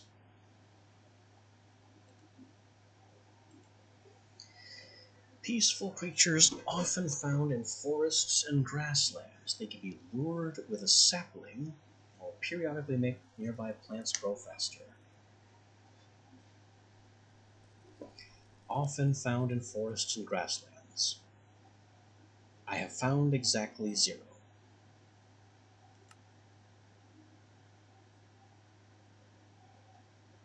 There's a water elemental. Beings of pure water, they attack in groups using water to push and pull their target, and they can inflict watery grave. I've seen exactly 0 of these in years. I think the last update to Ars Magica removed their spawning logic. Or there's some other bug. Fire elementals. In the Nether. They do exist in the Nether, I can confirm that, but they are very, very rare. Rarer than wolves and cats. What can be useful about them is if you summon one and therefore have it friendly to you, you can have them smelt things for you. Like you could drop iron ore on the ground, and they will target it with a jet of fire and cook it into iron ingots. Not the greatest way to have free smelting, because they're also slow about it, and they have to decide to do it in the first place. We also have darklings.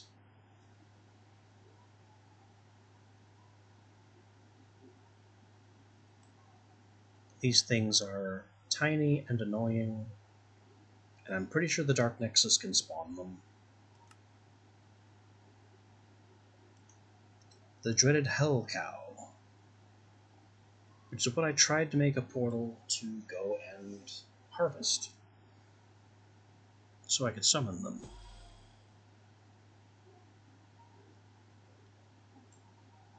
But the Moo farm doesn't exist in this version.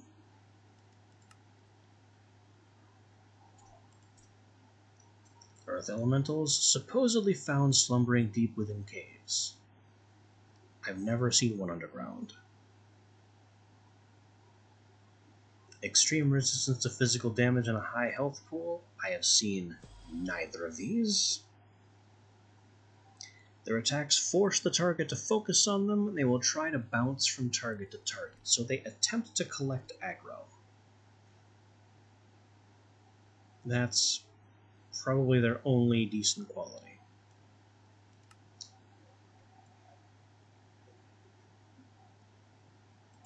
We also have all these flickers, which is for automation.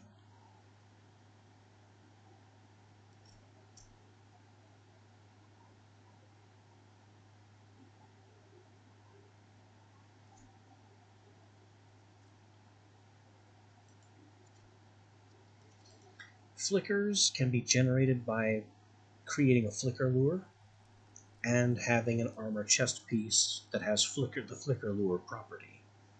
This makes it possible to capture flickers in, as it said over here, a flicker jar. Flickers, it won't really tell us much about these. Flickers are then used to create, I forget what they're called, flicker foci. And these flicker foci can be put into flicker habitats, and they perform tasks. It's, again, slavery. This time it's tiny fairies. There's the focus of containment, which creates an invisible mob fence, and it requires Ethereum to do so.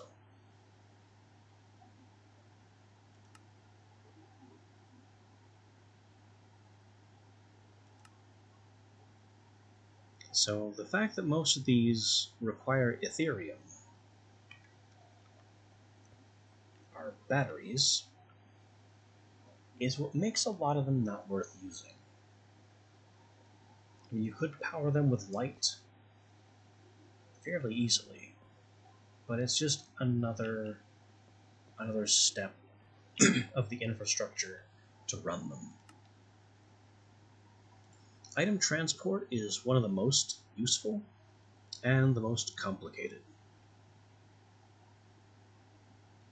because you have to have the item transport flicker, which is just an air flicker with some items. It goes in the flicker habitat, and then you have to worry about crystal markers.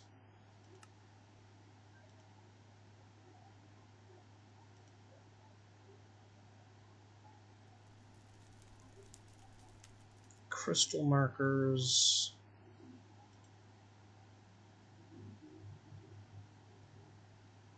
I don't really see here.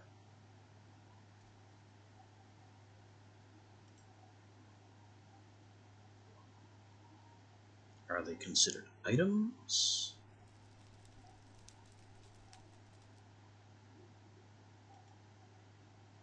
Not really. They're not considered blocks. It's not in mechanics. It's not in guides. It's definitely not spells.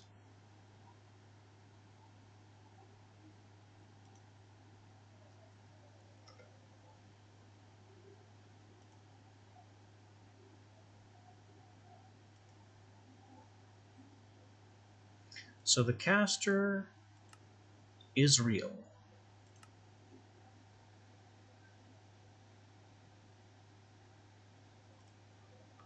I knew there was a caster block, but it it currently doesn't exist.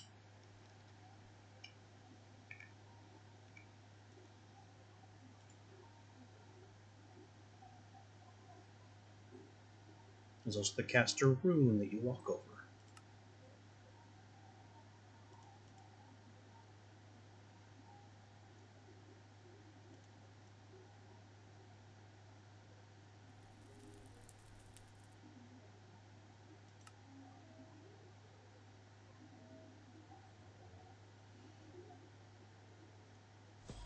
So there's supposed to be a caster block.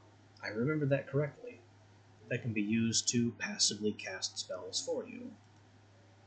It just doesn't exist anymore for some reason.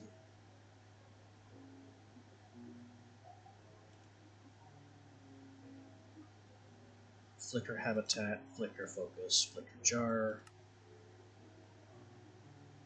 Flicker lure is a block that you provide essence to, and it causes flickers to spawn.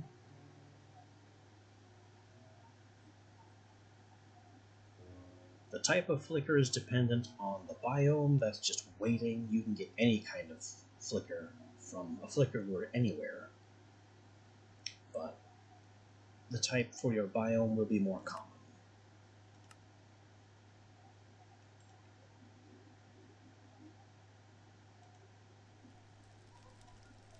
Flicker focus, item transport, blah blah blah.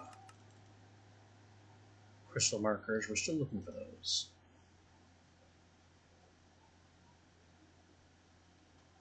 We can get to the import crystal entry, but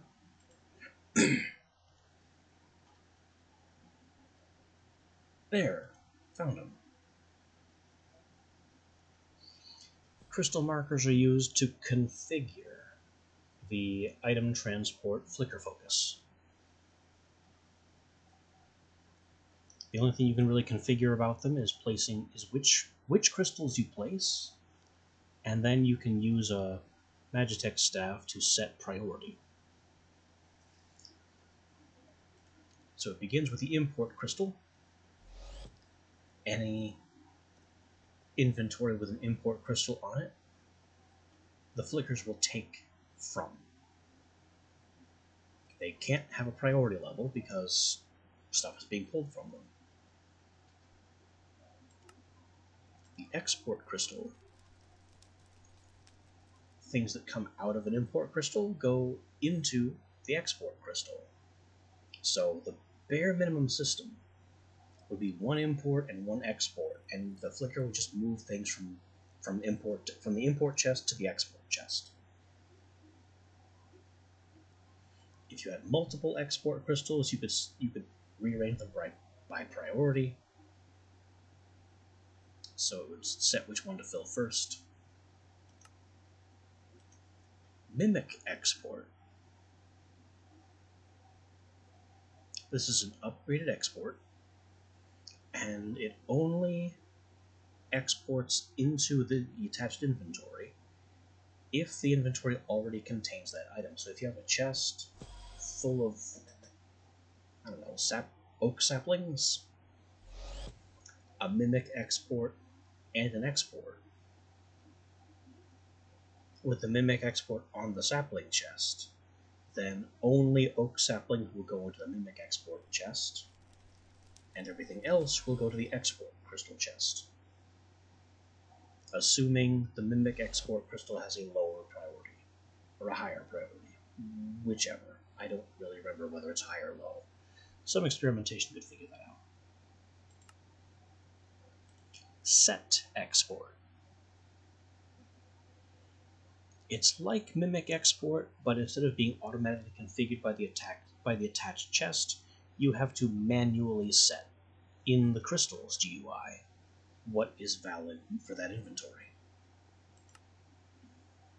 Regulate Export.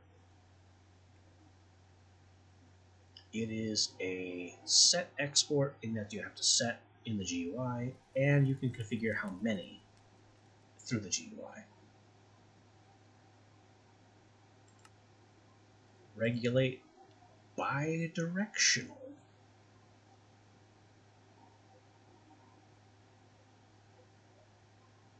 This requires a sunstone. That's a bit crazy. So it will automatically export if it doesn't have enough of what you've set, and it will import. It will pull if it has too many. I don't know what this will be useful for. I can't think of any applications of a chest that needs a specific number of items, but there you go, you can do that.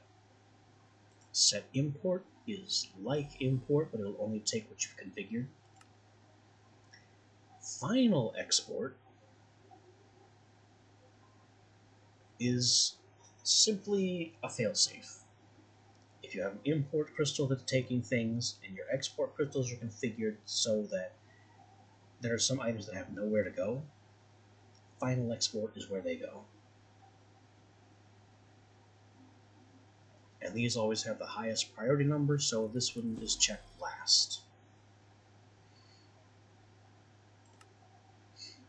And then spell export, requiring a pure essence, pays attention to nearby crafting altars, and if the crafting altar is currently crafting a spell, flickers will attempt to fetch the next ingredient and place it in the attached inventory.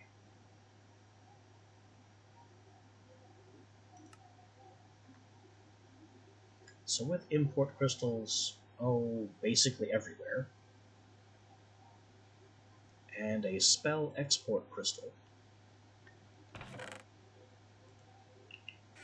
in theory, I could just throw a blank rune in here, activate the crafting altar, and then all the ingredients needed for the spell would just kind of pop up in my spell export chest, wherever that might be. That by itself doesn't do a whole lot. But if you'll remember, back under rituals, structures rituals, there's the ritual of otherworldly. And this turns a captured monster spawner, specifically an inert spawner with another ritual, back here, Ritual of Corruption monster spawner.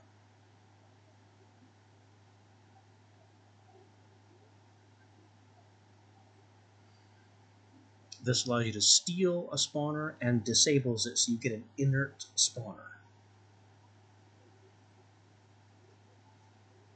which you'd have to reactivate, honestly, with a full summoning phylactery. One of these, completely filled with the essence of hundreds and hundreds of slaughtered mobs. And then you have to feed it with dark, usually dark, possibly always dark, but I don't remember. And then it would spawn the monster it's keyed to. Or you can do the otherworldly ritual with Purified, a player focus, and a full suit of mage robes, along with the Transplace spell. Candles for some reason, even though there are no candles in this ritual.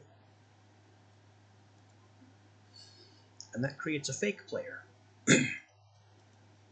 What the otherworldly aura does is it attends to a crafting altar. And it could take from, and now we're coming full circle, it could take from a spell export, item transport flicker focus setup. It could take from a spell export chest and throw the ingredients in on its own and craft your spells for you.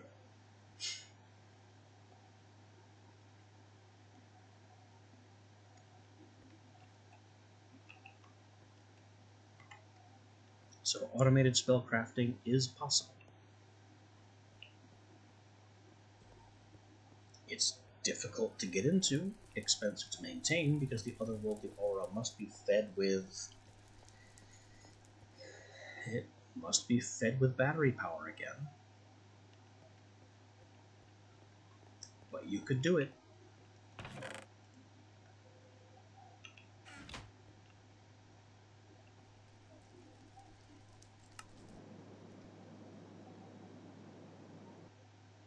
So I guess the bottom line here is that we are not actually doing a boss rush today.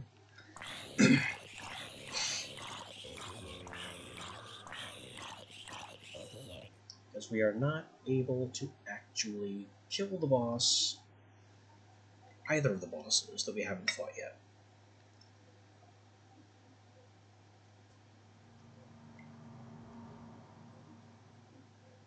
Kind of a shame. I wanted to give this pack a dramatic send-off.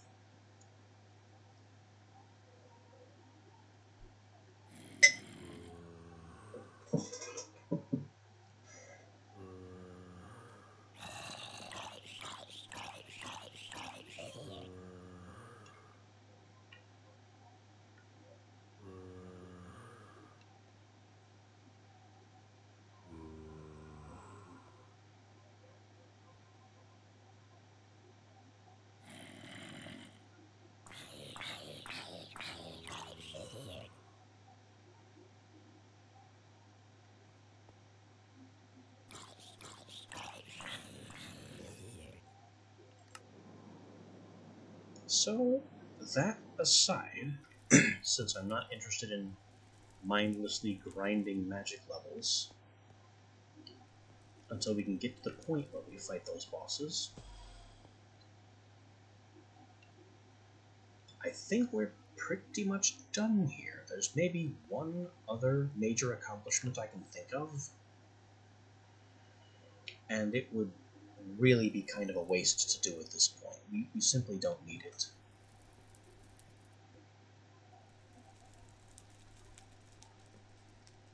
And that would be to make a laser drill. Laser drill is one of the original void miners. In fact, I think it's the original void miner.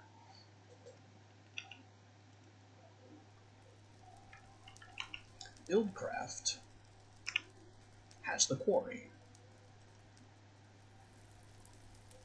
You make it with basically a lot of diamonds.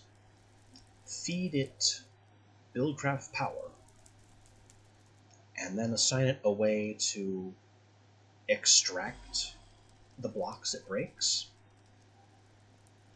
And the last part of that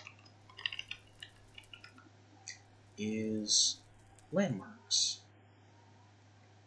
which allow you to configure the range of the quarry. It caps out at almost a 2x2 square of chunks. Like, that's a big radius. And what the quarry does is it digs a hole. It digs a big hole. From the layer you place it on, all the way down to bedrock. Any multiplayer server, period, that has Buildcraft installed and hasn't simply disabled the quarry is going to have rules against placing quarries in the overworld because they make giant, unsightly holes in the ground.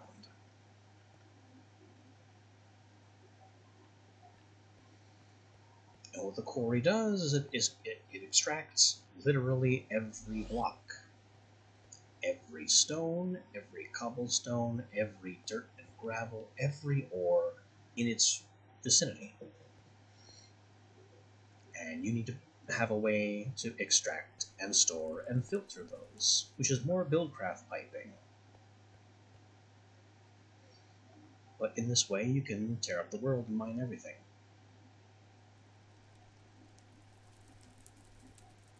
The quarry itself can also, amazingly enough, be enchanted. You can actually throw your quarry, I mean it doesn't say so here, but you can throw your quarry into an enchanting table and get things like Fortune and Silk Touch on it. Beyond that, the speed that it works depends on how much power you can feed into it. Something like this that pumps out 320 RF a tick, I have no idea how much that would go. I haven't used quarries since before engines could be augmented. And I used to run them off of 6 magmatic engines and an infinite supply of lava. A functionally infinite supply of lava, anyway.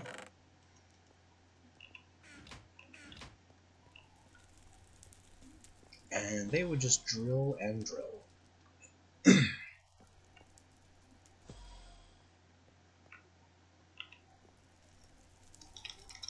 That brings us to the laser drill. The laser drill is a void miner. I think I've talked about it before. It fires a beam straight down, and it expects to hit bedrock. And if this beam touches bedrock with an uninterrupted vertical path, then as long as you can feed power into it, it will just create ores. Any ore in the game. It'll just conjure out of blue nowhere. You can use these colored lenses to cause it to focus on certain ore types. I believe the cyan lens focuses on diamonds. The black lens focuses on coal. The brown lens might be iron. And all these are is emeralds, gold nuggets, and stained glass. So they're very, apart from the emeralds, they're very cheap. The laser drill itself can hold, I think, 3 to 5 of these lenses. I don't know exactly. And the laser drill's power consumption is insane.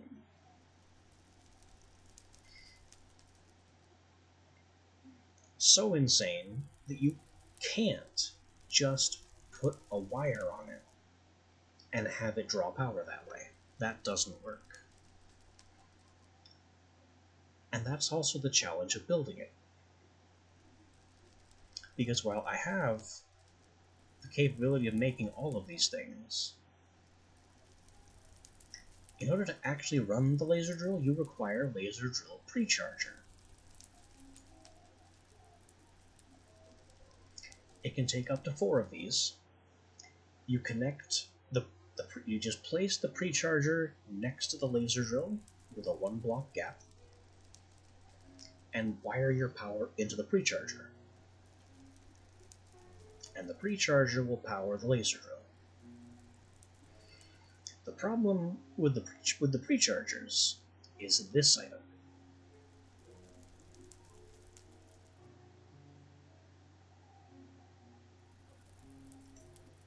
The pink slime crystal is smelted from pink slime, which is made from pink slime.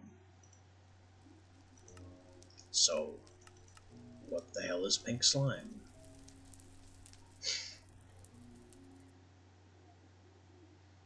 This comes from an old... I don't know how to describe the in-joke here. It's like a reference to McDonald's way back in the day. The source of pink slime is the slaughterhouse. For 100 RF per work and a bunch of Invar weapons, the slaughterhouse will automatically murder any livestock animals in front of it. And the slaughterhouse has 2 products. One of them is not showing up here, but it's liquid meat. There we are. Liquid meat, which you can pipe into a meat packer to create ingots and nuggets of meat, which are honestly an amazing food source. Just for the food value alone, it is worth doing this if you can find a way to constantly feed the slaughterhouse a continuous supply of animals. Because the slaughterhouse won't stop. It won't leave you with a breeding pair. It'll just keep going. So you need a way to keep the slaughterhouse fed.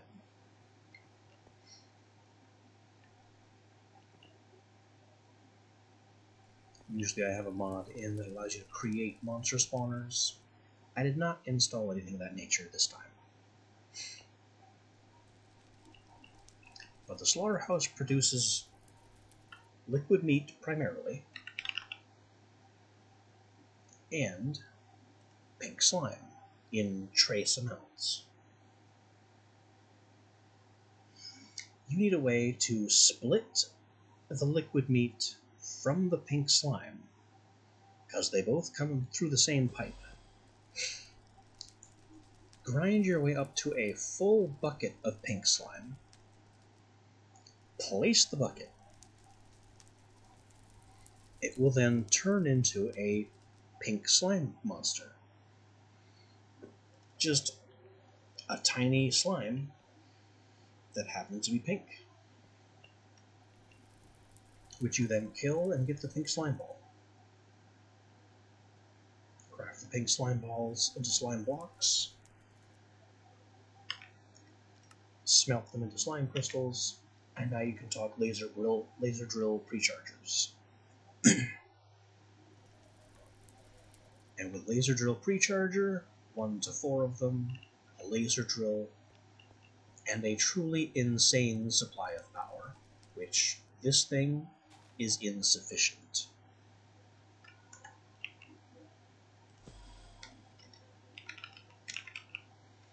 I don't remember. I mean, 5,000 RF per work. And you can power a laser drill with up to 4 of these. So this is a job. I mean, you can either dedicate some lesser dynamos to it and just accept that it will work slowly. You can make a significantly more powerful generator than this, which will be more difficult to feed. Or you can install something like big reactors and just fuel it with nuclear power. But once you have all that in place, then you have infinite minerals. Because anything, literally anything, that is tagged as an ore meaning not just things that have the name ore, and not even necessarily just ores that exist in your world. Things like mana-infused ore, which isn't real. I mean, it's clearly a material, but it doesn't do anything other than what Thermal Foundation has generated for it. The mana-infused gear has no uses. You will get mana-infused ore from your laser drill. You'll get Sunstone and Moonstone from your laser drill, because these are technically ores. The Void Miner has no brakes, no filter, and no limits.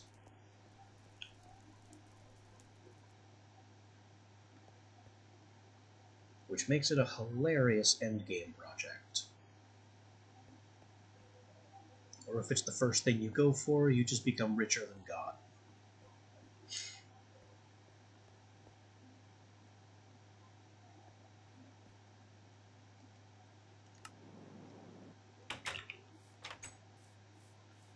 I am not going to go to all that trouble.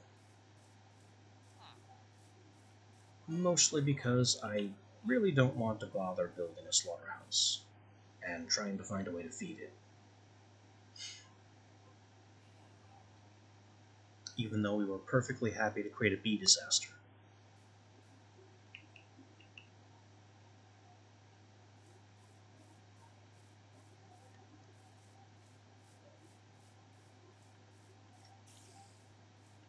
So I think what's going to happen here is we're going to call this done.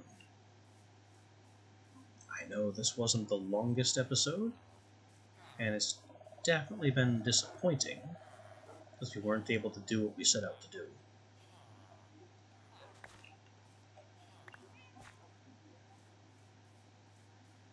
But our agricraft is essentially finished. Our bees are essentially finished. Witchery, we have done everything we cared to. The only other option would be to start playing around with necromancy, and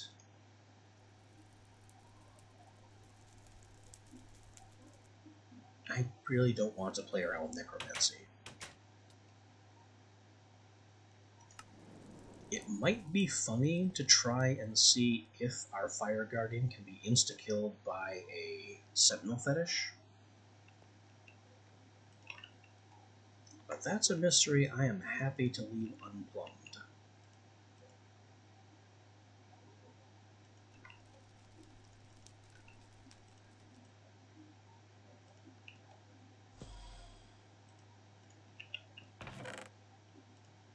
So I think this is where we'll leave it.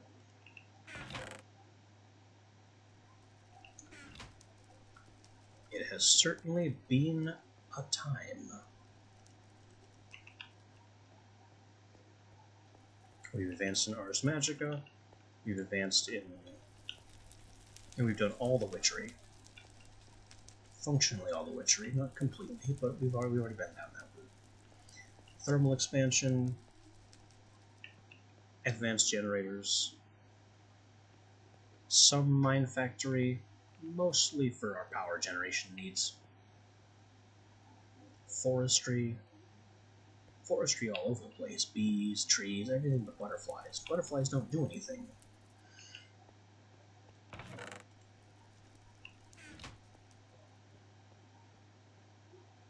I think we're all set. So, with that declared, I'll be back on Wednesday, because I take Tuesdays off, and I also have a customary one-day pause before switching games. So, Wednesday we'll be back with something new, and I have a couple of days to figure out what that is. So, that'll do it for this base. One last good look around at our very Spartan stone hallway and assorted machines, and that'll do it. I will see you next time.